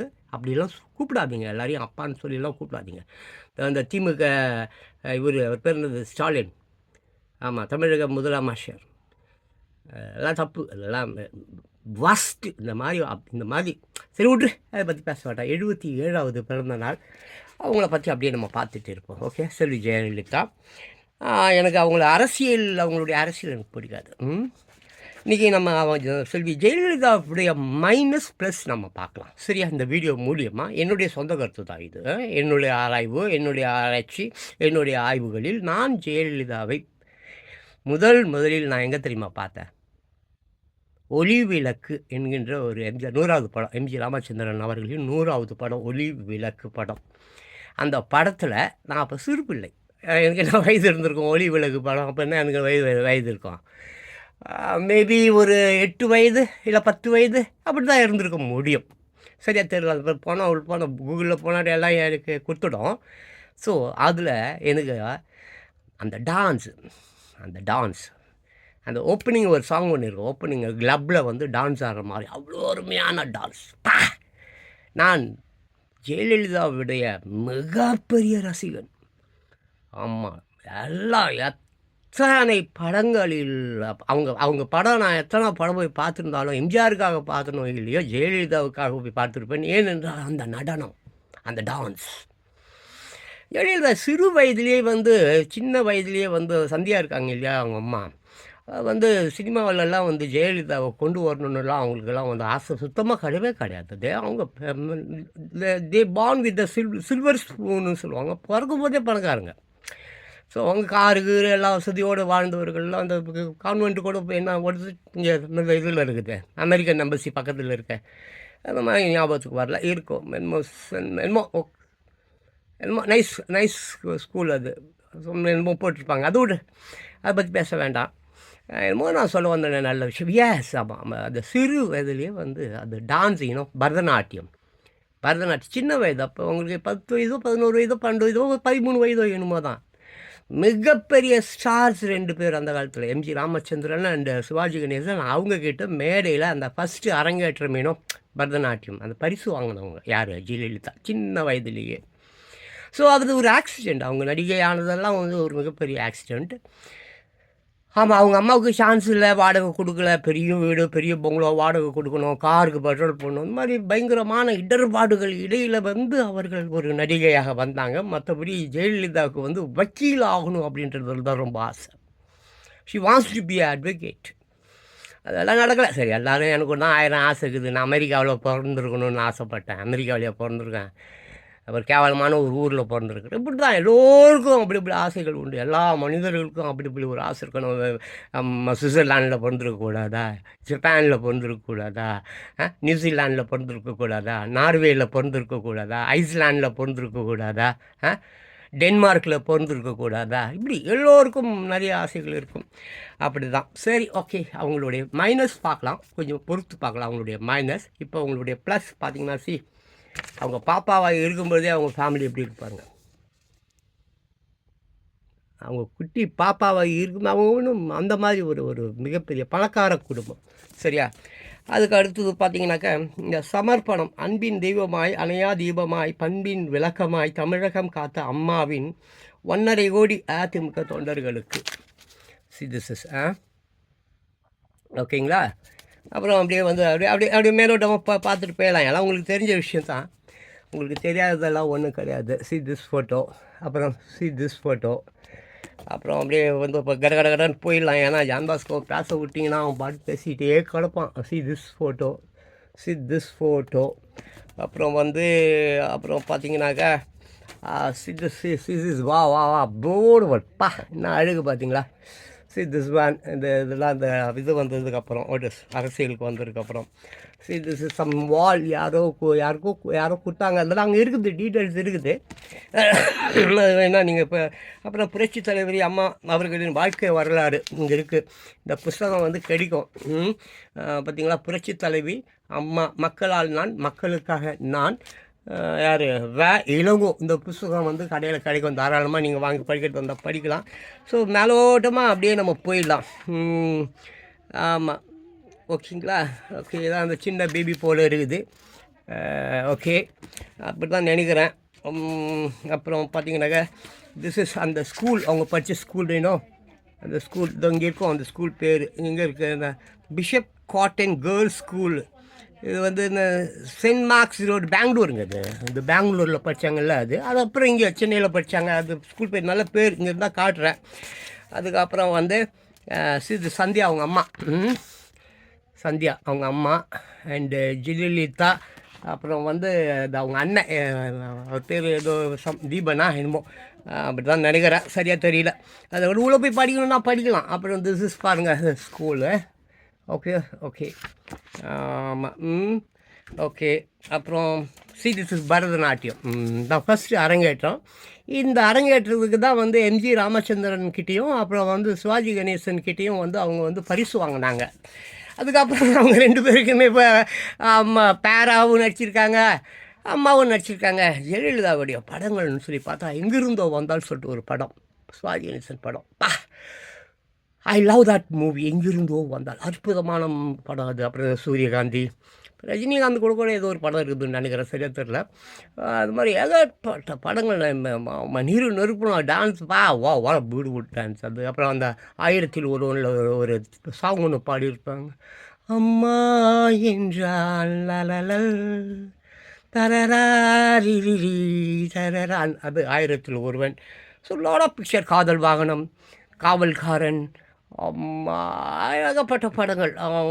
தென் எங்கள் தங்கம், அப்புறம் குமாரி கோட்டம், லைக் தட் ஏகப்பட்ட. ரவிச்சந்திரன் கூட அனாதை ஆனந்தன் ஒரு படம், ரவிச்சந்திரன் அனாதை ஆனந்தன் ஒரு படம், செம படம், சூப்பர் படம் அது. அப்புறம் நான், அப்புறம் 3 எழுத்தா ஏதோ இந்த மாதிரி ஏகப்பட்ட படங்கள். ஆமாம், ஜெயலலிதாவுடைய படங்கள் நான் பார்க்காத படங்கள் பெருசாக இருந்திருக்காது. ஸோ அத்தனை படங்களும் பார்த்துருப்பேன். இதுவும் அந்த பரதநாட்டியம் மேட்ரு தான். ஸோ இது மாதிரி ஏகப்பட்ட விஷயங்கள் இருக்குது. ஓகேங்களா? சின்ன ஃபோட்டோ மட்டும் பாருங்க, ஏன்னா பெரிய ஃபோட்டோஸ் எல்லாம் நீங்கள் பார்த்துருப்பீங்க ஆல்ரெடி. ஏகப்பட்ட. அவங்க சந்தியா அவங்க சிஸ்டர் ஒருத்தவங்க வந்து ஏரோ ஸ்டார்ஸாக இருந்தாங்க, இந்த விமான பணிப்பெண்ணாக அவங்க இருந்தாங்க. அவங்க மூலியமாக தான் இவங்கெல்லாம் சினிமாவுக்குள்ளார வந்தாங்க, இல்லாட்டின்னா இவங்க வந்து சினிமாவுக்குள்ளே வந்திருக்க முடியாது. ஸோ அந்த மாதிரி ஒரு விஷயம், ஓகேவா? அது மாதிரி மிகப்பெரிய ஒரு அழகி ஜெயலலிதா. நான் வந்து அவங்க ரசிகன். அவங்க அரசியல் எனக்கு பிடிக்காது, சரி. ஆமாம், இந்த மாதிரிலாம் வந்து இதெல்லாம் வந்து அந்த சிறு வயதில் ஸ்கூல் லைஃப்பில், ஓகேவா? ஓகே, அந்த மாதிரி இதுதான். அதுக்கு முக்கியமாக அதுதான் நான் காட்டணும்னு பிடிச்சது. அவங்க அம்மா கூட, சந்தியா கூட, ஓகேவா? ஆமாம், ரொம்ப அருமையான ஒரு சமாச்சாரம். see this picture. ஓகே, எனக்கு அவங்க வந்து ஒரு நடிகை அதான் பிடிக்கும், அதனால தான் அந்த மாதிரி ஃபோட்டோஸ் மட்டும் எடுத்து போடுறேன். அவங்க அரசியல் எனக்கு பிடிக்காது, காரணம் வந்து அதுதான் மைனஸ். அந்த மைனஸ் பற்றி தான் நான் சொல்ல போகிறேன். ஓகே. எப்போதும் இந்த புத்தகம் பூரா காட்டிகிட்டு இருந்தால் மணிக்கு இப்போ 10 நிமிஷம் ஓடிடுச்சு. ஸோ இப்போ நான் என்ன சொல்ல வரேன்னு கேட்டிங்கனாக்கா, ஜெயலலிதாவுக்கு வந்து கார்ட்டூன் பிக்சர்ஸ்னால் ரொம்ப பிடிக்கும். நான் படிச்சிருக்கேன் கார்ட்டூன். இன்னும் இந்த குழந்தைங்க அது கூட எந்த வயதில் ஷூட்டிங் முடிஞ்சு அவங்க நல்லா எதுவும் இப்போ நிறைய பெரிய பெரிய படங்கள் ஹிட் படங்கள்லாம் கொடுத்ததுக்கப்புறம் கூட வீட்டில் வந்து அந்த கார்ட்டூன் பிக்சர்ஸ் தான் போட்டு பார்த்துக்கிட்டு இருப்பாங்களாம். அப்போ அந்த குழந்தை மனது எப்படி இருக்கும், எவ்வளோ அருமையான ஒரு மனது. ஐஸ்கிரீம் பேபி ஐஸ்கிரீம் தான் அவங்களுக்கு அவ்வளோ ஆசை. சாகும்பொழுது கூட ஐஸ்கிரீம்னு சொல்லிட்டு கேட்டுட்டு கிடப்பாங்களாம். கேள்விப்பட்டிருக்கேன். ஆமாம், கேள்விப்பட்டிருக்கேன். அந்த மாதிரி she's always beautiful. What a kind of English. அந்த இங்கிலீஷ்லாம் அங்கே வெள்ளக்காரனே பேச மாட்டான். ஃபாரினர்ஸ் இருக்காங்கல்ல, அமெரிக்கன்ஸ் ஆகட்டும் இல்லை பிரிட்டிஷ்காரன் ஆகட்டும், எவனும் சரி அந்த மாதிரி ஒரு ஆங்கிலம் வந்து பேசுறது ரொம்ப கஷ்டம். ரொம்ப இட்ஸ் ரியலி வண்டர்ஃபுல். அந்த ஸ்லாங் அந்த ப்ரொனவுன்சியேஷன் இட்ஸ் வா அந்த மாதிரி இருக்கும். ஸோ அப்படிப்பட்ட ஒரு அற்புதமான ஒரு சினிமாவே வேண்டாம் என்று வாழ்ந்து கொண்டிருந்த ஒரு கேரக்டர் வக்கீலாகணும். எந்நேரமும் புஸ்தகங்கள் இப்படி இருந்த ஒரு கேரக்டர் எப்படி வந்து பாவம் அவங்களுடைய இறப்பு எப்படி மோசமாக போச்சு. இதுக்கு இந்த மாதிரிலாம் ஏன்னா சில காரணங்கள். எல்லோருமே சரி ஒரு செகண்டில் மாறிடுவான். எவ்வளோ நல்லவன் கூட ஒரு செகண்டில் வந்து தப்பானவனாக மாறிடுவான். சமூகம் மாற்றிடும், இல்லை அந்த குடும்பம் மாற்றிடும், இல்லை அவர்களை சார்ந்தவர்களே அவர்கள் உடன் கூடவே பயணம் செய்கிறார்கள் பார்த்தீர்களா, அவர்களே கூடவா வந்து அவர்களை வந்து பாதாளத்தில் தள்ளி ஊற்றுவாங்க. அப்படி தள்ளப்பட்டவர் தான் ஜெயலலிதா. அவர் நிறைய விரும்பாத விஷயங்கள் பக்கத்திலேயே ஏகப்பட்ட விஷயங்கள் அவருக்கு பிடிக்கல, அவர் விரும்பலை. வேறு வழி இல்லை அப்படி சொல்லிட்டு ஏற்றுக்கொண்டார். அவ்வளோதான், வேறு வழி இல்லை. சில குடும்பத்தில் பார்த்தீங்கன்னா சிலர் வந்து அப்படியே பொட்டி பூனையாக அடங்கி போயிருப்பான். ஏன் தெரியுமா, அந்த குடும்பம் சிதறிவிடும். அந்த குடும்பம் இவன் குரல் கொடுத்தாலோ, இவன் எதிர்த்து கேள்விகள் கேட்டாலோ, எதிர்த்து தண்டனைகள் தீர்ப்புகள் அந்த மாதிரி ஏதாவது செய்யணும்னு நினச்சா அந்த குடும்பம் அப்படி சல்லடையாக ஓட்ட உடைச்சலாக சுக்கு நூறாக உடைஞ்சு போன கண்ணாடியாக போயிடும். அதுக்காக நிறைய பேர் என்ன பண்ணுவோன்னா உள்ளுக்குள்ளேயே அப்படியே அதை தாங்கி கொண்டு அதை அப்படியே தனக்குத்தானே வருத்தி கொண்டு தனக்குத்தானே சாட்டையால் அடித்து கொண்டு சில வாழ்வார்கள். அப்படி தான் ஜெயலலிதாவும். ஏன்னா எம்ஜிஆர் கூட அத்தனை ஆண்டுகள் எத்தனை படங்கள் அவர்கிட்ட எவ்வளோ சிறப்பம்சங்கள் என்ன மாதிரி ஒரு டேலண்டட் மேன் இந்த உலகத்தில் அப்படிப்பட்டவர் கூட இருந்து எவ்வளோ விஷயங்களை அவர் கற்றுக்கொண்டிருப்பார், எவ்வளோ விஷயங்களை அவர் தெரிந்து வைத்திருந்திருப்பார், எவ்வளோ அனுபவங்கள் அவருக்கு கிடைத்திருக்கும். படிப்பு வேறு இருக்குது, நடிப்பு வேறு இருக்குது, தென் அனுபவங்கள் தன்னுடைய சொந்த அனுபவங்கள் வேறு இருக்குது. இப்படி அவ்வளோ விஷயங்களும் இந்த சசிகலான்ற ஒரு கேரக்டர்னால எப்போ அந்த கூட்டம் இவங்கக்கிட்ட வந்ததோ அன்றைக்கே லைஃப் போயிடுச்சு. அதுக்கு முன்னால் அந்த வண்டியில் போய் சாலையை பிடிச்சி இழுத்தானுங்க, போனானுங்க, வந்தானுங்க, செஞ்சானுங்க, ரொம்ப பிரச்சனைகள். எம்ஜிஆரே வந்து சசிகலா வந்து ஒரு உளவு பார்ப்பதற்காக சசிகலாவை வந்து எம்ஜிஆர் தான் வந்து ஜெயலலிதாவுக்கே தெரியாமல் வந்து அவர் வந்து ஃபிக்ஸ் பண்ணார். ஜானகி அம்மாவும் அதே மாதிரி வந்து ஜெயலலிதாவுடைய நடவடிக்கைகள்லாம் கண்காணிப்பதற்கு உளவுத்துறையை ஏற்பாடு பண்ணி வச்சுருந்தாங்க. அப்போ நான் உயிரோடு தானே இருந்தேன், எனக்கு தெரியாதா நியூஸு ஆமாம், அது தெரியும். ராமாவரம் தோட பக்கம் தான் எங்கள் வீடு. ஆமாம், ராமாவரம் மணப்பாக்கம் வந்து எனக்கு அத்துப்படி. மணப்பாக்கத்துக்கு டெய்லி நான் போவேன், டெய்லி வருவேன். அதனால் எனக்கு அதை பற்றிலாம் ஒன்றும் பெரிய விஷயம் கிடையாது. நான் சாலிகிராமத்தில் தான் இருந்தேன். சாலிகிராமத்துக்கு வந்து நான் போகும்பொழுது எனக்கு வயது வந்து 17 அந்த மாதிரி தான். அது சரி, அதை பற்றி நான் பேச வரல. So I know everything sir. நான் இப்போ விஜயெல்லாம் அந்த குட்டி பாப்பாவிலேருந்து எனக்கு தெரியும். விஜய் அவங்க அப்பா, அந்த பக்கம் இருக்கிறவங்க எல்லாரையும் எனக்கு தெரியும். அந்த வினு சக்கரவர்த்தி, அப்புறம் அந்த மண் வாசனை பாண்டியன் அவங்களாம் செத்து போயிட்டாங்க ரொம்ப பேர். ரம்பாலாம் நம்ம தலோண்டு இதுலேருந்தே எனக்கு தெரியும். ரம்பா தேவயானி அவங்க எல்லாம் கோபேஸ்வர் எல்லாம், செந்தில், வடிவேலு எல்லாம், எவ்ரிபடி எல்லாம் நான் கிராஸ் பண்ணி தான் போவேன் வருவேன். அது வேறு, அதை பற்றி நான் பேச வரல. So what I want to tell you means ஒரு நல்ல ஒரு நல்ல கன்றுக்குட்டி இருக்குல்ல, நல்ல கன்றுக்குட்டி, அது கூட ஒரு பன்னி வந்து சேர்ந்தால் அந்த பன்னி கன்றுக்குட்டியாய் மாறிவிடும். ஆனால் கன்றுக்குட்டி பிரியப்பட்டு ஒரு பன்னி கூட போச்சுன்னா பன்னியாக தான் மாறிடும். நல்லா கவனிக்கணும். ஒரு கன்றுக்குட்டி ஆஹா இந்த கன்றுக்குட்டி இவ்வளோ நல்லா இருக்கே, இவ்வளோ சூப்பராக இருக்கே, இவ்வளோ உத்தமமாக இருக்கே அப்படி அதை இந்த பன்னி இருக்குது பார், பன்னி பீத்துனுமே அது பார்த்து பார்த்து பார்த்து நம்மளும் இந்த மாதிரி கன்றுக்குட்டி மாதிரி மாறிடணும்.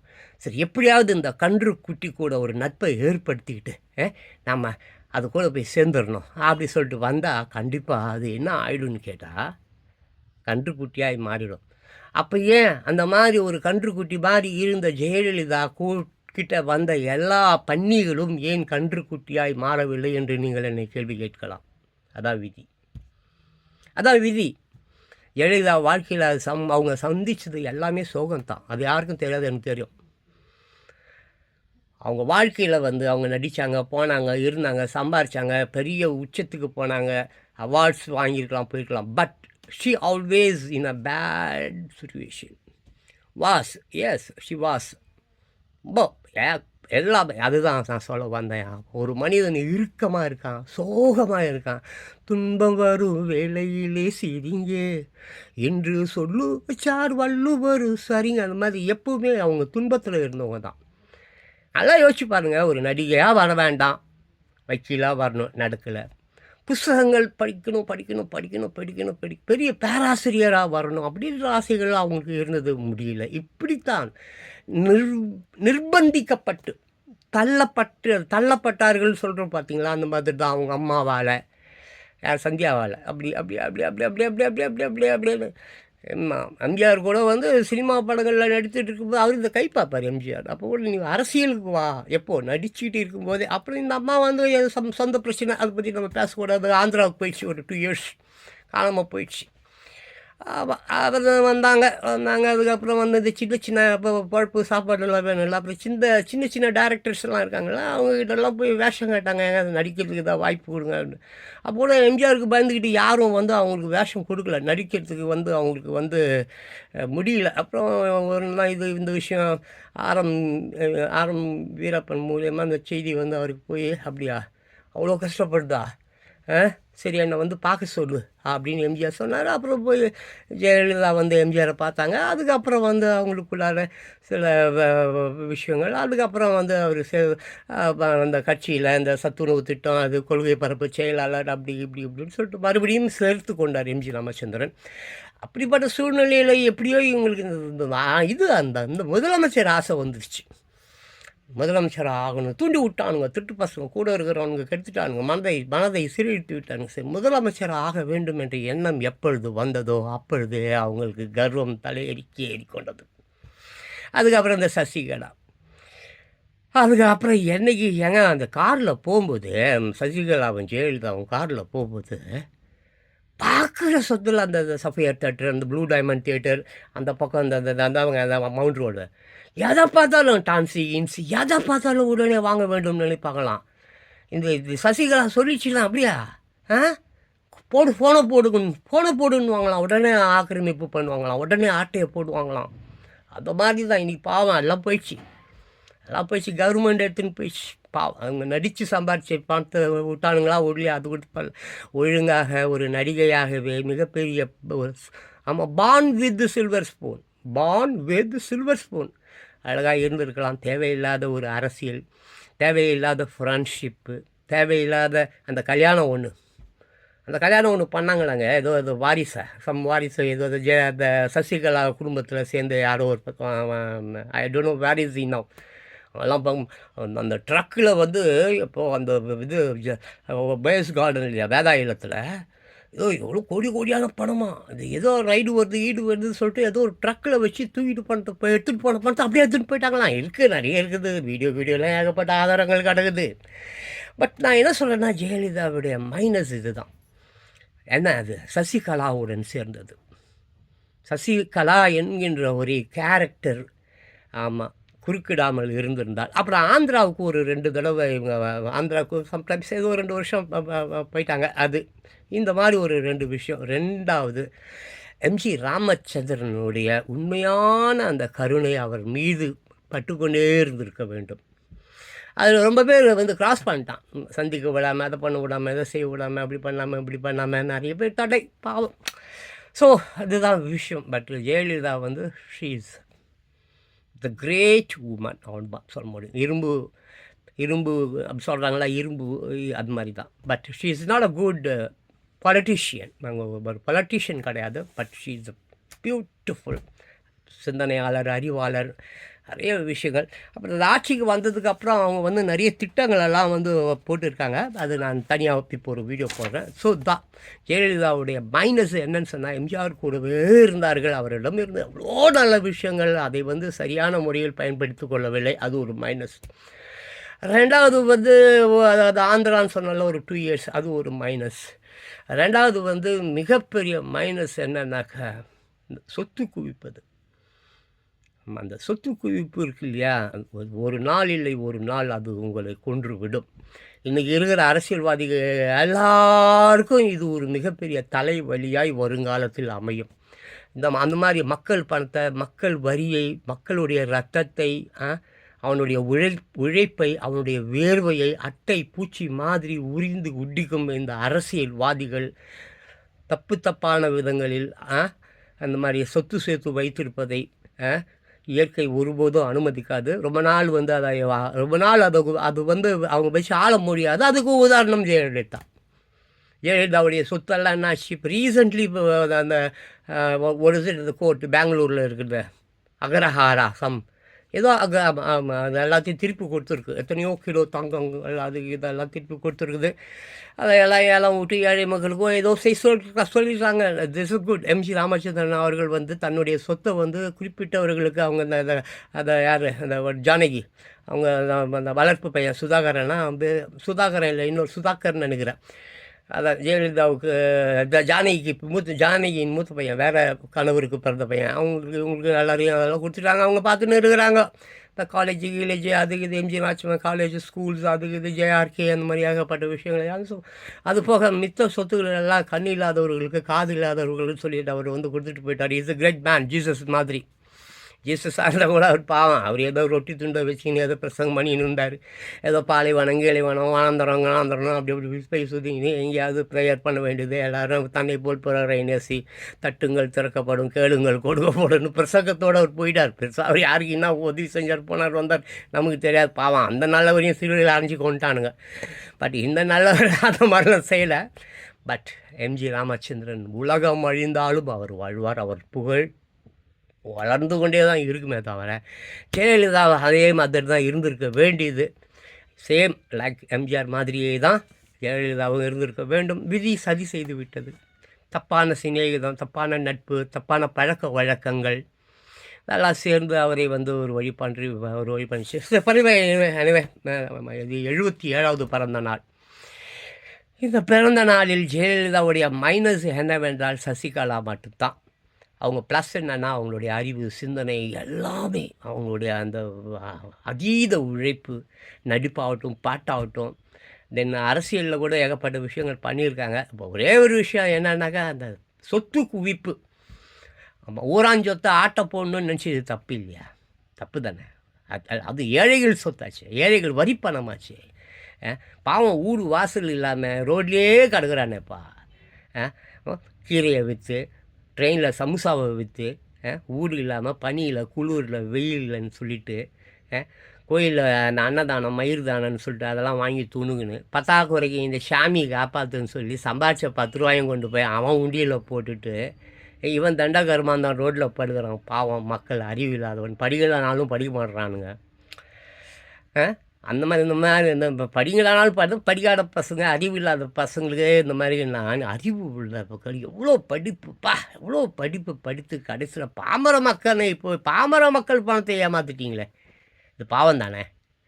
அப்போ மேலே இருக்கிறவன் சும்மா இருக்க மாட்டான்ல. உன் சாத்தானை வச்சு ஒன்று குத்துவான்.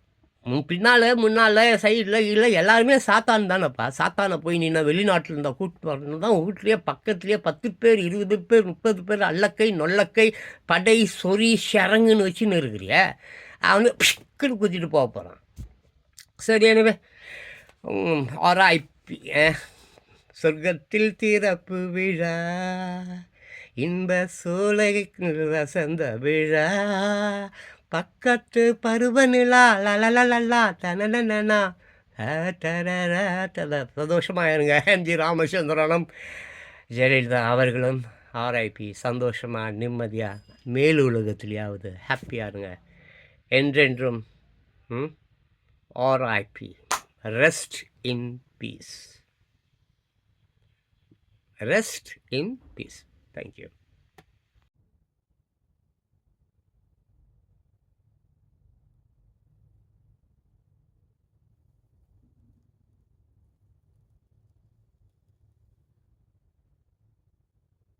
எழுபத்தி 7வது பிறந்த நாள் விழா February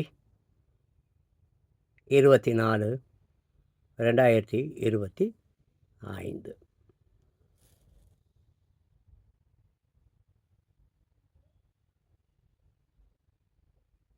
ஜெயலலிதா. புரட்சி தலைவி அம்மா. மக்களால் நான், மக்களுக்காக நான். ஆசிரியர் இளங்கோ. குழந்தைகளின் நலனுக்காக அம்மாவின் 15 அம்ச திட்டம். குழந்தைகள் ஆரோக்கியமாக வளர்ந்தால்தான் எதிர்காலத்தில் அவர்கள் சாதனையாளர்களாக விளங்குவார்கள் என்பதை உணர்ந்த அம்மா அவர்கள் சென்னை கலைவாணர் அரங்கத்தில் 1993 நவம்பர் 11 15 அம்ச திட்டத்தை துவக்கி வைத்தார். குறிப்பாக பெண் குழந்தைகள், நகர்ப்புற ஏழை குழந்தைகள், கைவிடப்பட்ட குழந்தைகள், கிராமப்புற குழந்தைகள் ஆகியோர் நலனுக்காக இத்திட்டத்தை கொண்டு வந்தார். இத்திட்டம் இந்தியாவையே திரும்பி பார்க்க வைத்த சிறப்பான திட்டம். இந்திரா காந்தியின் 20 அம்ச திட்டம் போல் அம்மாவின் 15 அம்ச திட்டமும் எதிர்கால சக்திகளின் நல் வாழ்வை முக்கியமாக கருதி செயல்பட்டவை. அத்திட்ட அம்சங்களை காணலாம். பிறக்கும் ஒவ்வொரு குழந்தையின் சராசரி எடையை 3 கிலோவாக உயர்த்துவது. 2. சரியான நேரத்தில் தடுப்பூசி மூலம் வியாதிகள் வராமல் தடுப்பது. 3. குழந்தைகளின் இறப்பை 1000 குழந்தைகளுக்கு 30 குழந்தைகள் என்பதற்கும் கீழாக குறைப்பது. 4. குழந்தைகளின் மிதமான மற்றும் தீவிரமான சத்து உணவு இன்மையை குறைப்பது. 5. நுண்ணிய சத்து உணவு இன்மை குறைபாடுகளை மைக்ரோ நியூட்ரிஷன் டெஃபிஷியன்சிஸ் நீக்குவது. அனைத்து மருத்துவமனைகளையும் மகப்பேறு மையங்களையும் குழந்தை நேய பேபி ஃப்ரெண்ட்லி மையங்களாக்குவது. 7. பெண்களை சிறு வயதிலும் மற்றும் அடிக்கடியும் குழந்தை பெறுவதை தடுப்பது. 8. சட்டத்தின் மூலமாகவும் பரப்புரை மூலமாகவும் 5 ஆண்டுகள் ஆரம்ப கல்வியை ஒவ்வொரு குழந்தைக்கும் கட்டாயம் ஆக்குவது. 9.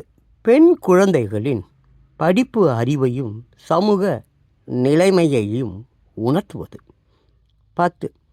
குழந்தை மையங்களில் பாதுகாப்பான குடிநீர் வழங்குதல் மற்றும் சுகாதார வசதிகளை மேம்படுத்துவது. 11. குழந்தை தொழிலாளர்களை படிப்படியாக நீக்குவது. 12. பெண் குழந்தை பராமரிப்பு திட்டத்தை பொது மக்களிடம் எடுத்து உரைப்பது. 13. பெண் குழந்தைகளை அழிக்கும் சமூக கொடுமைகளை ஒழிப்பது. 14. குழந்தைகள் மாற்றுத்திறனாளிகளாய் மாறுவதை தடுப்பது மற்றும் அவற்றை சிறு வயதிலேயே கண்டுபிடித்து மறுவாழ்வு கொடுப்பது. 15. மரபுசார் இதய நோய்களை சிறு வயதிலேயே கண்டுபிடித்து குழந்தைகளுக்கு இலவச அறுவை சிகிச்சை அளிப்பது.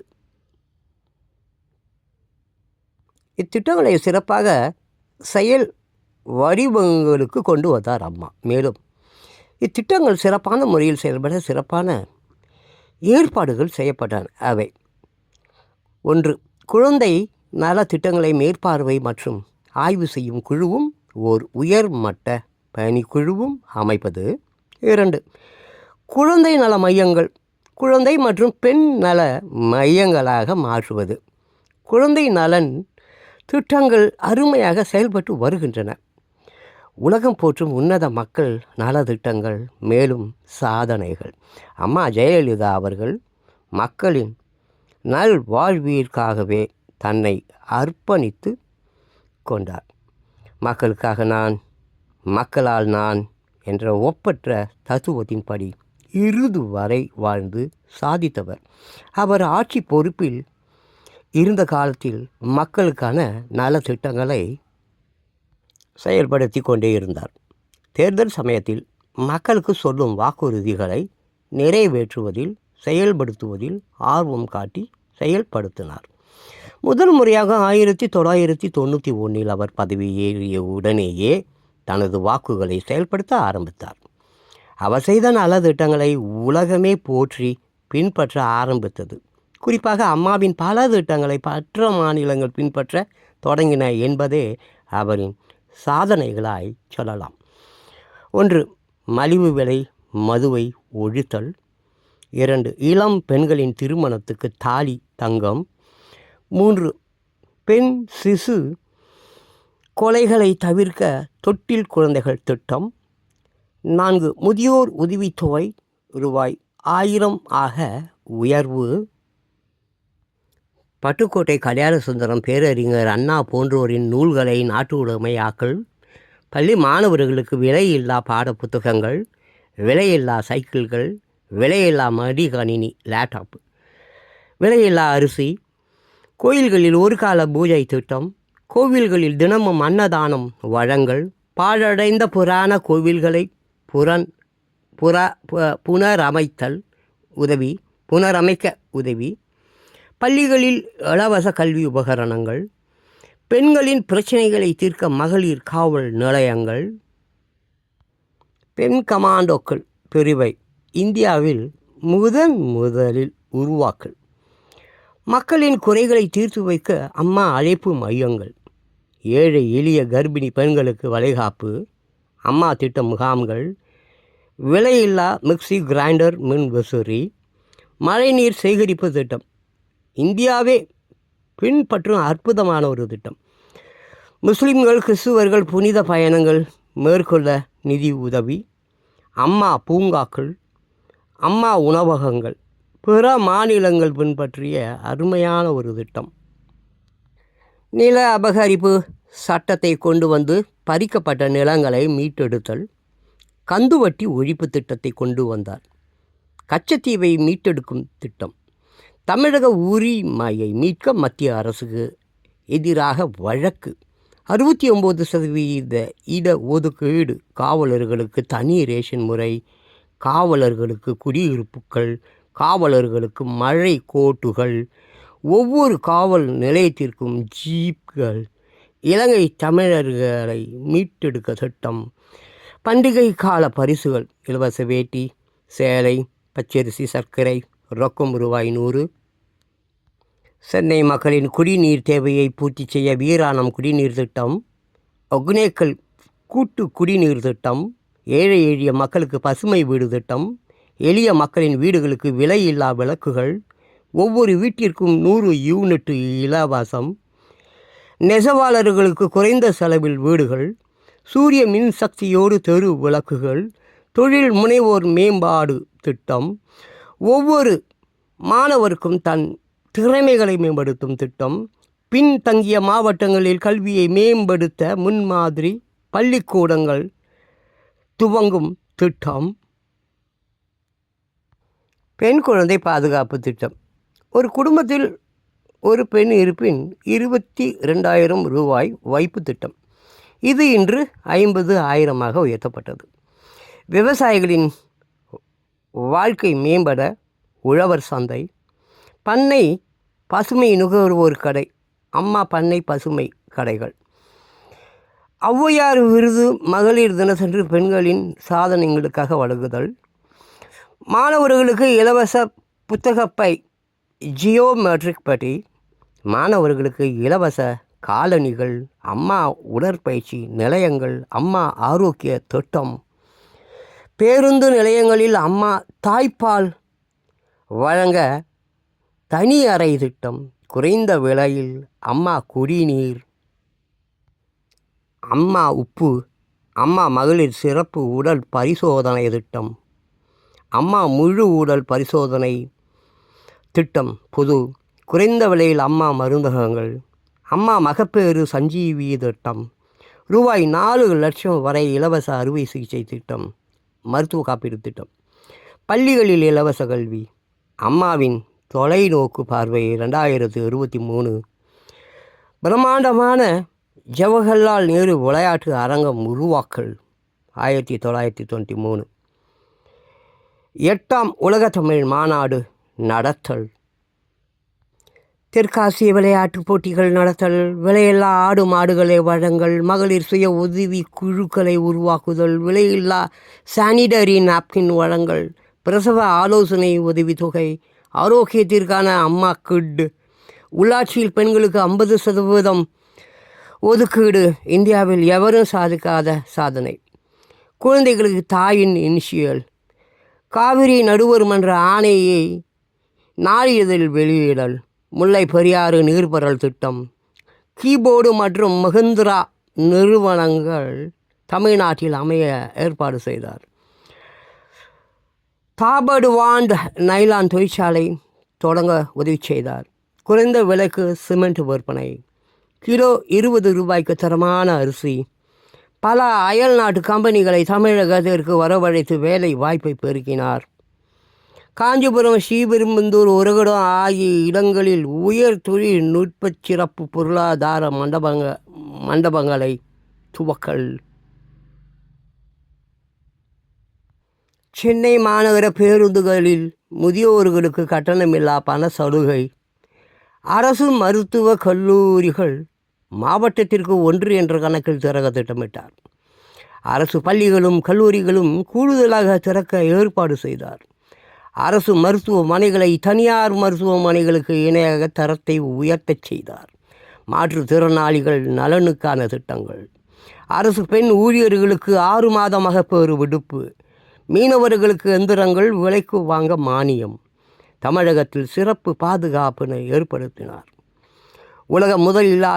உலக முதலீட்டாளர் மாநாடு 2014 நடத்தி உலக தொழில் அதிபர்கள் தொழில் நிறுவனங்கள் நடத்த ஏற்பாடு செய்தார், முதலீடு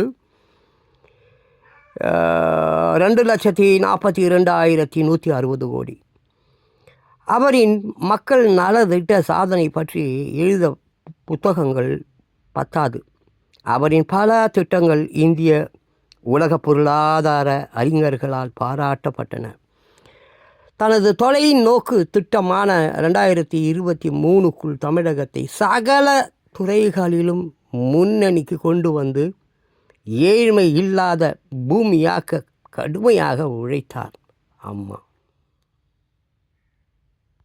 புரட்சி தலைவி அம்மா. மக்களால் நான், மக்களுக்காக நான். புத்தக ஆசிரியர் வா. இளங்கோ.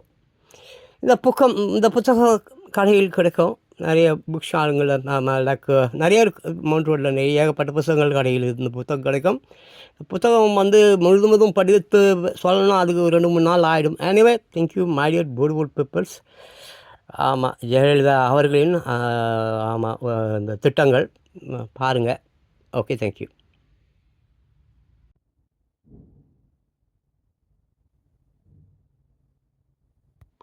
அம்மா நடித்த சாதனை படங்கள்.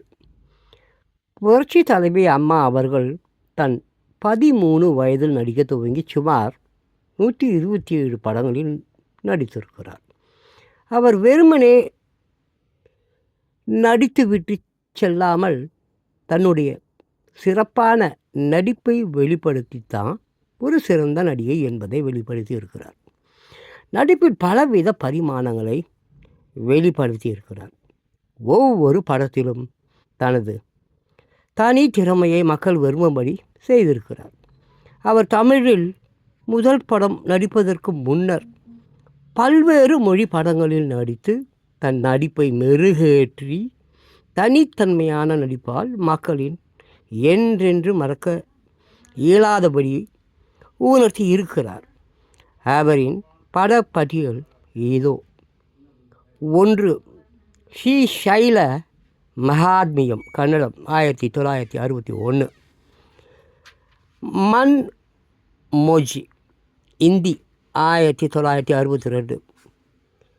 கான்ஸ்டபிள் ஊத்ரு தெலுங்கு 1963. வஸ்தாயா தெலுங்கு 1963.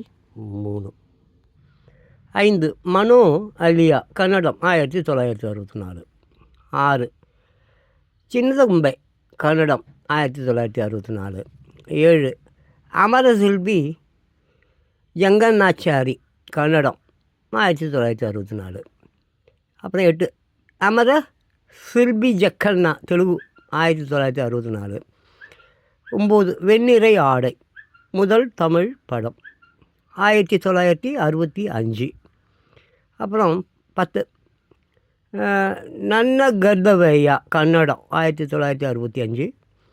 11 ஆயிரத்தில் ஒருவன் தமிழ் புரட்சி தலைவரோடு இணைந்து நடித்த முதல் படம் 1965. அப்புறம் 12 நீ 1965. அப்புறம் 13 మనుషులు మమదాలు తెలుగు 1965. 14 கன்னித்தாய் தமிழ் 1965. 15 மாமனு மகளு கன்னடம் 1965. 16 மோட்டார் சுந்தரம் பிள்ளை சிவாஜி கணேசன் அவர்களோடு நடித்த முதல் படம் 1966. 17 முகராசி தமிழ் 1966. 18 யார்னி தமிழ் 1967. அப்புறம் 19 குமரிப்பெண் தமிழ் 1966. அப்புறம் 20 பதுவேதாரி கன்னடம் 1966. அப்புறம் 21 சந்திரோதயம் தமிழ் 1966. அப்புறம் 22 கூடாச்சாரி 116 தெலுங்கு 1966. அப்புறம் 13 எபிசல் ஆங்கிலம் 1967. அப்புறம் 24 தனிப்பிறவி தமிழ் 1966. அப்புறம் 25 ஆமே வரு தெலுங்கு 1966. 26 மேஜர் சந்திரகாந்த் தமிழ் 1966. அப்புறம் 27 கௌரி கல்யாணம் தமிழ் 1966. அப்புறம் 28 ஆஸ்தி பருளு தெலுங்கு 1966. அப்புறம் 29 மணிமகுடம் தமிழ் 1966. அப்புறம் 30 லாரி டிரைவர் தமிழ் 1966. அப்புறம் 31 தாயே உனக்காக 1966. அப்புறம் 32 நவராத்திரி தெலுங்கு 1967. அப்புறம் 33 தாயுக்கு தலைமகன் தமிழ் 1967. அப்புறம் 34 கோபாலுடு பூமாலுடு தெலுங்கு 1967. அப்புறம் 35 கந்தன் கருணை தமிழ் 1967. அப்புறம் 36 மகராசி தமிழ் 1967. அப்புறம் 37 அரச கட்டளை தமிழ் 1967 தான். அப்புறம் 38 மாடி வீட்டு மாப்பிள்ளை தமிழ் 1967. அப்புறம் 39 ராஜா வீட்டு மாப்பிள்ளை தமிழ் 1967. அப்புறம் காவல்காரன் தமிழ் 1967. அப்புறம் நான் தமிழ் 1967. அப்புறம் 42 சிக்கடு దొరగడు 1968. அப்புறம் 43 சுக துக்காலு தெலுங்கு 1968. ரகசிய போலீஸ் 115 தமிழ் அதுவும் அதே வருடம் தான். 45 அன்று கண்ட முகம் தமிழ் 1968. 46 நிலவு தோபிடி தெலுங்கு 1968. 47 பிரம்மச்சாரி தெலுங்கு 1968. 48 தேர் திருவிழா தமிழ் 1968. 49 குடியிருந்த கோவில் தமிழ் 1968. அப்புறம் 50 டிக்க சங்கரையா தெலுங்கு 1968. 51 கலாட்டா கல்யாணம் தமிழ் 1968. அப்புறம் 52 பணக்கார பிள்ளை தமிழ் 1968. அப்புறம் கண்ணன் என் காதலன் தமிழ் 1968. அப்புறம் 3 எழுத்து தமிழ் 1968. அப்புறம் 55 பொம்மலாட்டம் தமிழ் 1968. புதிய பூமி தமிழ் 1968. அப்புறம் கணவன் தமிழ் 1968. முத்துச்சிப்பி தமிழ் 1968. ஒளி விளக்கு தமிழ் 1968. எங்கள் ஊர் ராஜா தமிழ் 1968. அப்புறம் 61 காதல் வாகனம் தமிழ் 1968. அப்புறம் 62 பாக்டாக் கஜத் தொங்கா தெலுங்கு 1968. அப்புறம் 63 ஸ்ரீராம கதா தெலுங்கு 1969. அப்புறம் 64 அதிர்ஷ்ட வந்தடு தெலுங்கு 1969. அப்புறம் 65 இஸ்ஸத் ஹிந்தி 1969. அப்புறம் கதா நாயருடு தெலுங்கு 1969. 67 அடிமைப்பெண் தமிழ் 1969. அப்புறம் 68 கண்டிக்கோட்டை ரகசியம் 1969. அப்புறம் 69 ஆதர்ச குடும்பம் தெலுங்கு 1969. 70 குருதட்சணை தமிழ் 1969.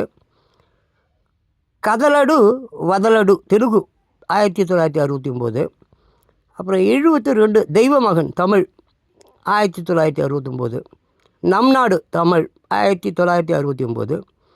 எங்கள் மாமா தமிழ் 1970. அப்புறம் மாட்டுக்கார வேலன் தமிழ் 1970. அப்புறம் அலிபாபா 40 தொங்கலு தெலுங்கு 1970. எண்ணண்ணன் தமிழ் 1970. தேடி வந்த மாப்பிள்ளை தமிழ் 1970. அனாதை ஆனந்தன் தமிழ் 1970. எங்கள் தங்கம் தமிழ் 1970. அப்புறம் எங்கிருந்தோ வந்தாள் 1970. அப்புறம் பாதுகாப்பு தமிழ் 1970. அப்புறம் ஸ்ரீ கிருஷ்ண விஜயம் தெலுங்கு 1971. அப்புறம் 84 குமரிக்கோட்டை தமிழ் 1971. அப்புறம் 85 சுமதி என் சுந்தரி தமிழ் 1971. அப்புறம் சவாலே சமாளி தமிழ் 1971 தான். அப்புறம் தங்கக்கோபுரம் தமிழ் 1971. அப்புறம் அணை வேளாங்கண்ணி தமிழ் 1971 தான். ஓகே, அப்புறம் அடுத்தது பார்க்கலாம். 89 ஆதிபராசக்தி தமிழ் 1971. 90 நீரு நெருப்பம் தமிழ் 1971. 91 ஒரு தாய் மக்கள் தமிழ் 1971. 92 கிருஷ்ண சத்தியடு தெலுங்கு 1971. அப்புறம் 93 பாரிய பிம்மலு தெலுங்கு 1972. 94 ராஜா தமிழ் 1972. அப்புறம் 95 திக்கு தெரியாத காற்றில் தமிழ் 1972. 96 ராமன் தேடிய சீதை தமிழ் 1972. அப்புறம் 97 பட்டிக்காடா பட்டணமா தமிழ் 1972. அப்புறம் 98 தர்மம் எங்கே தமிழ் 1972. அப்புறம் 99 அனமட்டக்கை தமிழ் 1972. அப்புறம் 100 சக்தி லீலை தமிழ் 1972. அப்புறம் நீதி தமிழ் 1972. அப்புறம் 2 ஜீசஸ் மலையாளம் 1973. அப்புறம் வந்து 103 கங்கா கௌரி தமிழ் 1973. 104 வந்தாலே மகராசி 1973. 105 தேவூடு அம்மா தெலுங்கு 1973. அப்புறம் 106 దేవుడు చేసిన మనసీలు తెలుగు 1973. அப்புறம் 107 பட்டிக்காட்டு பண்ணையா தமிழ் 1973. 118 சூரியகாந்தி தமிழ் 1973. 109 பாக்தாத் பேரழகி 1973. அப்புறம் வந்து 110 டாக்டர் பாபு தெலுங்கு 1973. அப்புறம் 111 திருமாங்கல்யம் தமிழ் 1974. அப்புறம் 10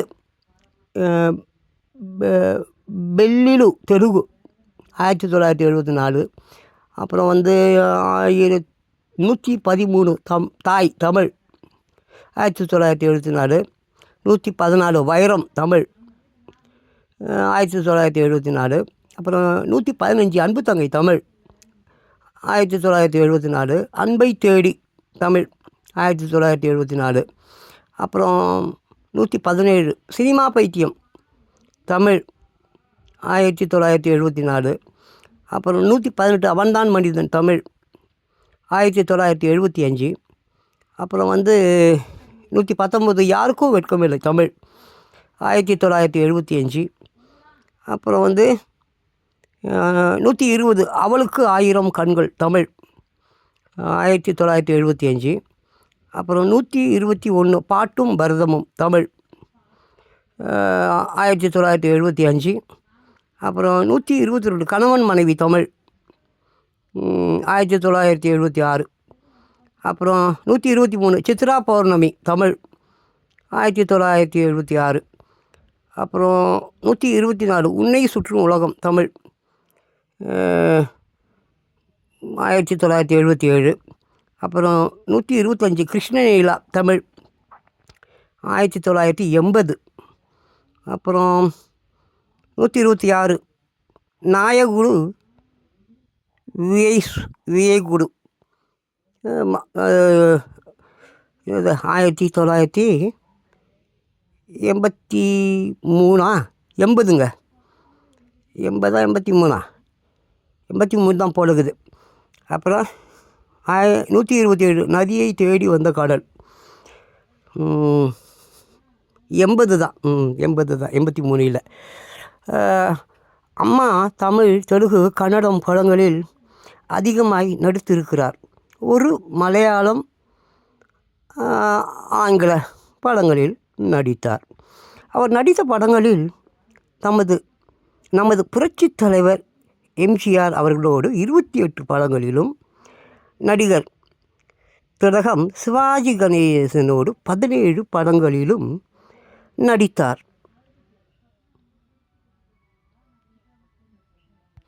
ரவிச்சந்திரனோடு 10 படங்களிலும், ஜெய்சங்கரோடு 8 படங்களிலும், முத்துராமனோடு 6 படங்களிலும் நடித்திருக்கிறார். மேலும் எஸ்எஸ்ஆர், ஜெமினி கணேசன், சிவகுமார், ஏவிஎம் ராஜன் ஆகியோர்களோடு ஓரிரு படங்களிலும் நடித்திருக்கிறார். தெலுங்கில் 28 படங்களிலும், கன்னடத்தில் 8 படங்களிலும் நடித்திருக்கிறார். இவர் நடிப்பில் 5 படங்கள் வெள்ளி விழா கண்டவை. அவை 25 வாரங்கள் ஓடியவை. அதாவது என்னென்ன படங்கள்னு பார்த்தா, ஒன்று நான், அடுத்து அடிமை பெண், அடுத்து மாட்டுக்கார வேலன், அடுத்து பட்டிக்காடா பாட்டணமா, அடுத்து ஆதி பராசக்தி, அடுத்து 100 நாட்கள் ஓடியவை 30 படங்கள். வெண்ணிறை ஆடை, 1000ல் ஒருவன், மனுஷுடு, மமதாடு தெலுங்கு, மோட்டார் சுந்தரம் பிள்ளை, முகராசி, குமரிப்பெண், ஆஸ்தி பருடு தெலுங்கு, காவல்காரன், ரகசிய போலீஸ் 115, நிலவு தோமிடி தெலுங்கு, குடியிருந்த கோவில், கலட்டா கல்யாணம், ஒளிவிளக்கு, எங்கள் ஊர் ராஜா, அதிர்ஷ்ட வந்தடு தெலுங்கு, கதாநாயகுடு தெலுங்கு, தெய்வமகன், நம் நாடு, என் அண்ணன், எங்கள் தங்கம், எங்கிருந்தோ வந்தால், குமரிக்கோட்டம், சவாலே சமாளி, ஸ்ரீகிருஷ்ண, சத்யா, ராஜா, நீதி, சூரியகாந்தி, ராமன் தேடிய சீதை, தேடி வந்த மாப்பிள்ளை, அவன்தான் மனிதன். அம்மாவின் அதிக படங்களை தயாரித்த நிறுவனங்கள் தேவர் ஃபிலிம்ஸ் 7, அடுத்து பிரசாத ஆர்ட் ஃபிலிம் பிக்சர்ஸ் 7, 9 படங்களில் இரட்டை வேடங்களில் நடித்திருக்கிறார். அதிக படங்களை இயக்கியவர் ப. நீலகண்டன், 9 படங்கள். 1968ஆம் வருடம் 20 படங்களில் ஓய்வின்றி நடித்து சாதனை படைத்தார். திரைப்படங்களில் அவரின் நடிப்பு சாதனைக்காக பல விருதுகளை பெற்றவர். தமிழ்நாடு மாநில சிறந்த நடிகைக்கான விருதை 5 முறை பெற்றிருக்கிறார். தமிழ்நாடு சினிமா ரசிகர் மன்றத்தினர் வழங்கிய சிறந்த நடிகைக்கான விருதை 8 முறை பெற்று சாதித்திருக்கிறார். தமிழ் படங்களுக்கான ஃபிலிம்ஃபேர் அவார்டை 5 முறை பெற்றிருக்கிறார். ரஷ்யன் ஃபிலிம்ஸ் ஃபெஸ்டிவல் அவார்டை 1 முறை பெற்றிருக்கிறார். சென்னை ஃபிலிம் சங்கத்தினர் வழங்கிய சிறந்த நடிகைக்கான விருதை 7 முறை பெற்றிருக்கிறார். அம்மாவின் முதல் பட அறிமுகம் கன்னடம். 1961ஆம் ஆண்டு அவர் பெங்களூரில் படித்து கொண்டிருந்தார். அவருடைய அம்மா சந்தியா அவர்கள் சென்னையில் ஸ்ரீ சைல மகாத்மியம் என்ற கன்னட படத்தில் நடித்து கொண்டிருந்தார்.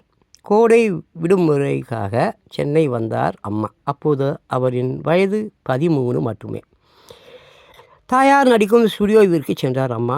அது ஒரு புராண படம். அப்படத்தில் பார்வதி வேடத்தில் நடிக்க வேண்டிய சிறுமிக்கு உடல் நலம் சரி இல்லாததால் படப்பிடிப்பிற்கு வர முடியாது என்று தகவல் வர படப்பிடிப்பு குழுவினர் அதிர்ந்தனர். அப்போது மணி இரவு 10 இருக்கும். இந்த நேரத்தில் எங்கு போய் ஒரு புதிய சிறுமியை அழைத்து வர முடியும்?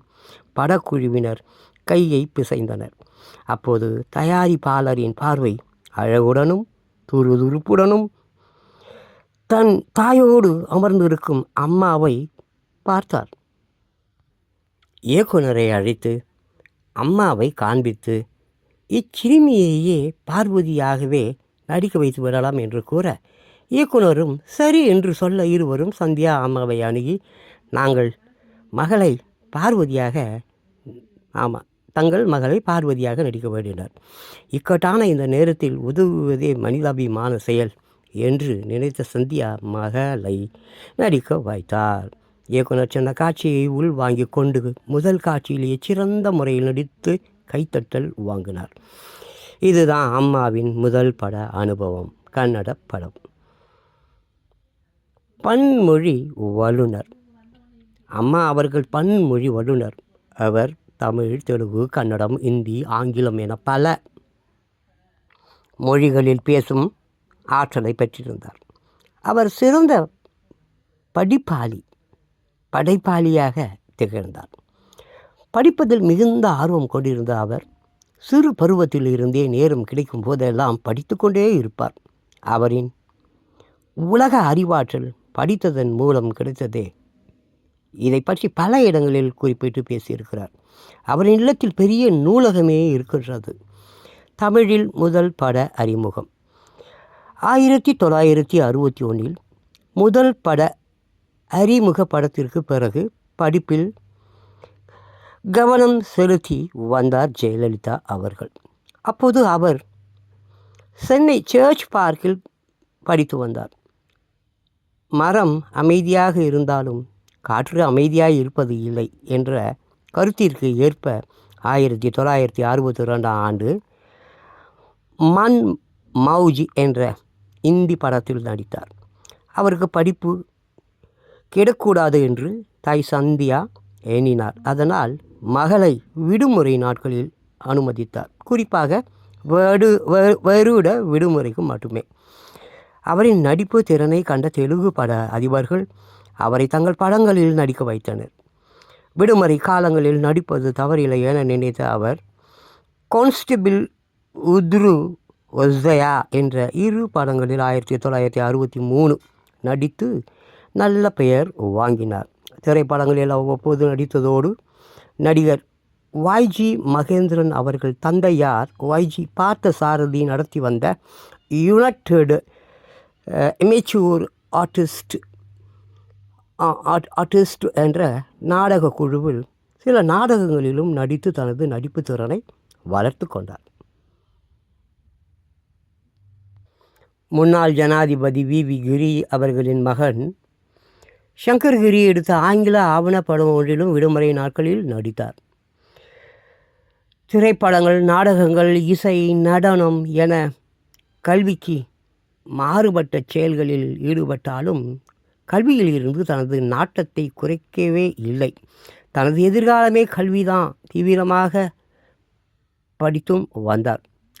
அவருக்குத்தான் ஒரு வக்கீலாக வேண்டும் என்ற விருப்பம் இருந்தது. 1963 2 படங்களில் நடித்தார். 1964 வருடம் பெரிய மாற்றம் ஏற்பட்டது. சிவாஜி கணேசன், சந்தியா நடித்த மாபெரும் புராண காவியம் கர்ணன் இப்படத்தின் படப்பிடிப்புக்கு தாயுடன் சென்றிருந்தார் ஜெயலலிதா அவர்கள். அப்படத்தின் இயக்குனர் PR பந்தலுவின் கண்களில் பட்டார். 16 வயது இளம் பெண்ணின் அழகிய உருவம் அவரை கவர்ந்தது. இயக்குனர் சந்தியா அவர்களிடம் தான் ஒரு கன்னட படம் எடுக்கப் போவதாகவும் அதில் முக்கிய பாத்திரத்தில் தங்கள் மகளை நடிக்க வாய்க்கிறேன் என்று அனுமதி கேட்டார். மகளின் படிப்பு வீணாகுமே என்று நினைத்தார். இப்போது பள்ளி இறுதி வகுப்பு படிக்கிறார். முக்கியமான படிப்பு நடனம், இசை என்று வகுப்புகளுக்கு செல்கிறார். படிக்கவே நேரமில்லை. திரைப்படமும் சேர்ந்து கொண்டால் மகள் வாழ்க்கையே திசை மாறி விடும் என எண்ணினார். மகளை நடிக்க அழைப்பவரோ சிறந்த இயக்குனர். அவரின் படங்களில் நடிப்பதே பெரும் பேறு என நடிகைகள் நினைப்பார்கள். தன் மகளுக்கு தானாகவே வந்த வாய்ப்பு வந்திருக்கிறது. அதை மறுக்கலாமா? சந்தியாவின் மனதில் போராட்டம். மகளை அனுமதிக்கலாமா வேண்டாமா? சார், யோசித்து சொல்கிறேன் என்றார் சந்தியா. நல்ல பதிலை தங்களிடம் இருந்து எதிர்பார்க்கிறேன் என்றார் இயக்குனர் PR பந்தலு. PR பந்தலு மிக பெரும் இயக்குனர். நல்ல தரமான படங்களையே வழங்குபவர். அவர் படத்தில் அறிமுகமாகும் எந்த நடிகையும் சோடை போனது இல்லை. அவர் படத்தில் நடித்த நடிகை வெற்றி நாயகியாகவே வலம் வருவார் என்பதில் ஐயம் இல்லை. மகள் 16 வயது சிறுபெண், படித்து கொண்டிருப்பவள். அவளை திரை வாழ்க்கையில் ஈடுபடுத்திவிட்டால் படிப்பு பாதிக்குமே என எண்ணினார். தனக்குத்தான்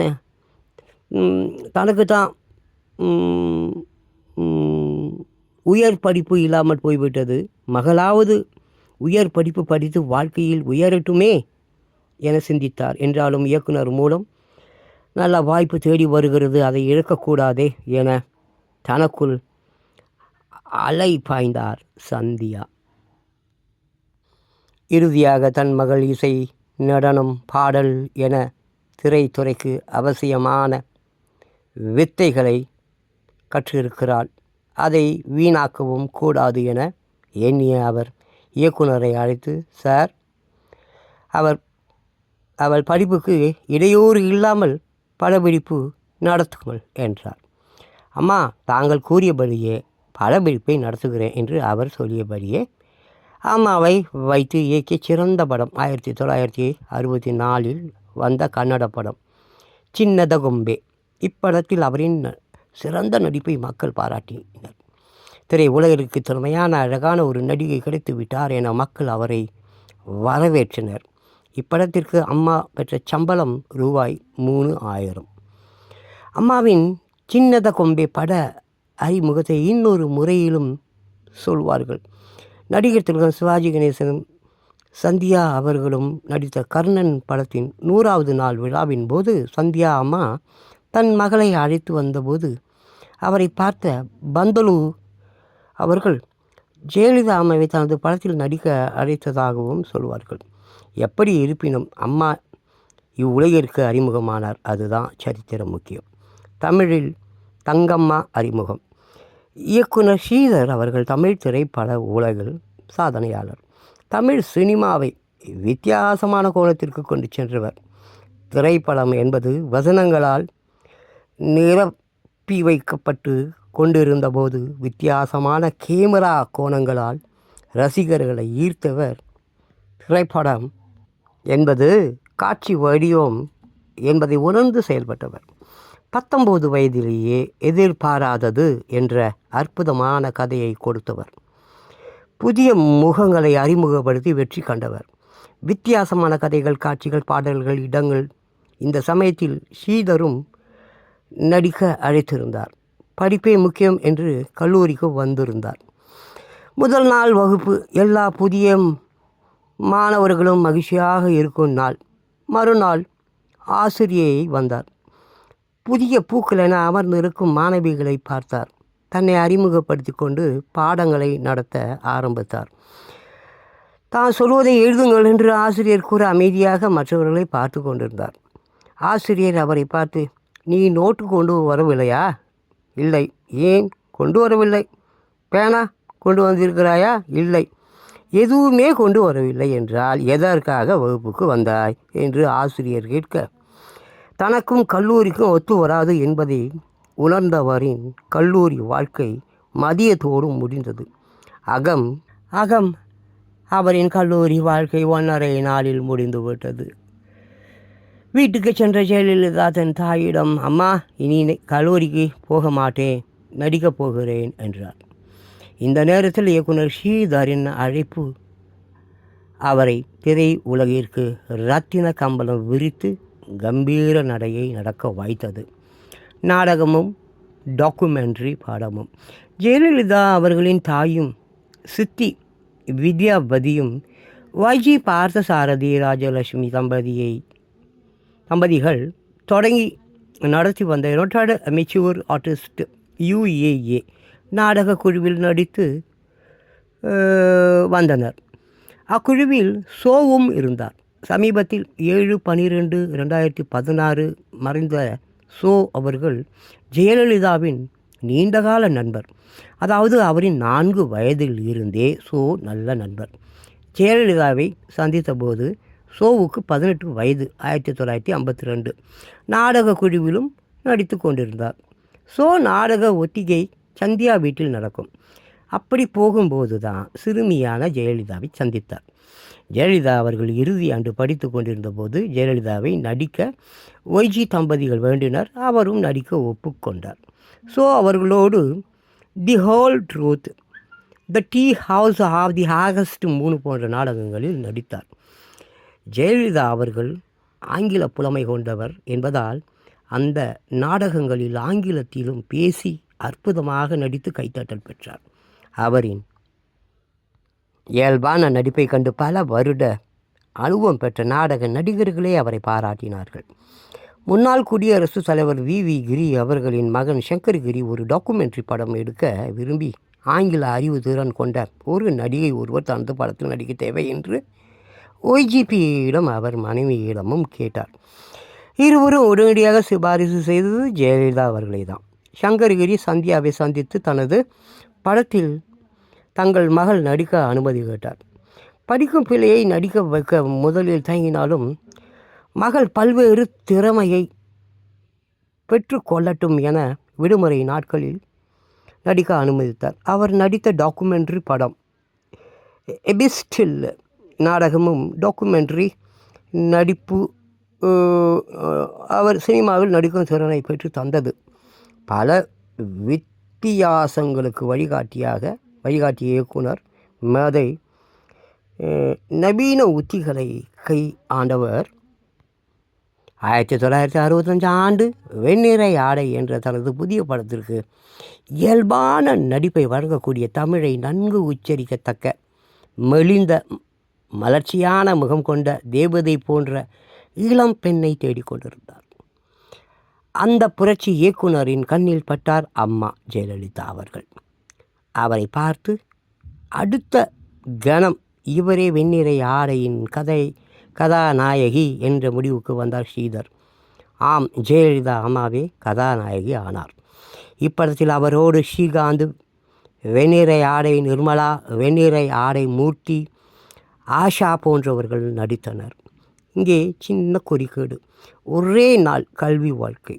1964 ஆண்டு அம்மா அவர்கள் சென்னை சர்ச் கான்வென்ட் பள்ளியில் முதல் மாணவியாய் வெற்றி பெற்றார். அம்மா மிகச்சிறந்த முறையில் கல்வி கற்றார். பள்ளி வாழ்க்கை முடிந்த பின்னர் அவர் ஸ்டெலா மேரிஸ் கல்லூரியில் சேர்ந்தார். இதில் ஒரு விசேஷம் என்னவென்றால் மெட்ரிக் தேர்வில் மாநிலத்திலேயே முதல் மாணவியாக தேர்ந்தெடுக்கப்பட்டதால் அவருக்கு விசேஷ உதவித்தொகை கிடைக்க இருந்தது. அவரும் தான் சிறந்த வக்கீலாக வர வேண்டும் என்ற எண்ணத்திலும் இருந்தார். எனினும் அவர் தமிழக முதல்வராக அமர்ந்து நல்லாட்சி கொடுக்க வேண்டும் என்று இறைவன் எழுதிவிட்டாரோ அதை மாற்ற முடியுமா? இயக்குனர் ஸ்ரீதரின் அறிமுகம் அவரை திரை உலகின் உன்னத நிலைக்கு உயர்த்தியது. வெண்ணிறை ஆடை படத்தில் முதல் காட்சியில் ஜெயலலிதா அவர்கள் பேசிய வசனம், twinkle twinkle little star how I wonder what you are என்று அழகாக அருமையாக இயக்குனர் எதிர்பார்த்ததை விட அற்புதமாக நடித்தார். அவர் வீட்டில் ஸ்டாராக அல்ல, தமிழ் நடிகைகளின் சூப்பர் ஸ்டாராக திகழ்ந்தார். அவர் நடிக்க வந்த காலகட்டத்தில் நடிகைகள் KR விஜயா, சாவுத்திரி, சரோஜாதேவி, MN ராஜம், தேவிகா, காஞ்சனா, சௌகா ஜானகி, மனோரமா போன்றவர்கள் நடித்து கொண்டிருந்தாலும் ஜெயலலிதா அவர்கள் தனது தனித்தன்மையான நடிப்பை வெளிப்படுத்தினார்.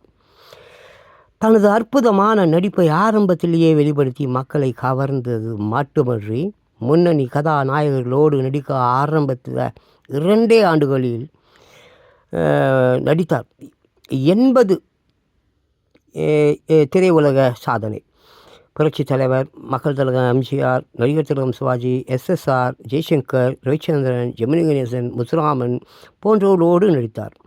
இவ்வாறு அறிமுகமான 2 ஆண்டுகளில் முன்னணி நடிகர்களோடு நடித்து இன்று வரை வேறு எந்த நடிகையும் செய்யாத சாதனையெல்லாம் செய்தார்.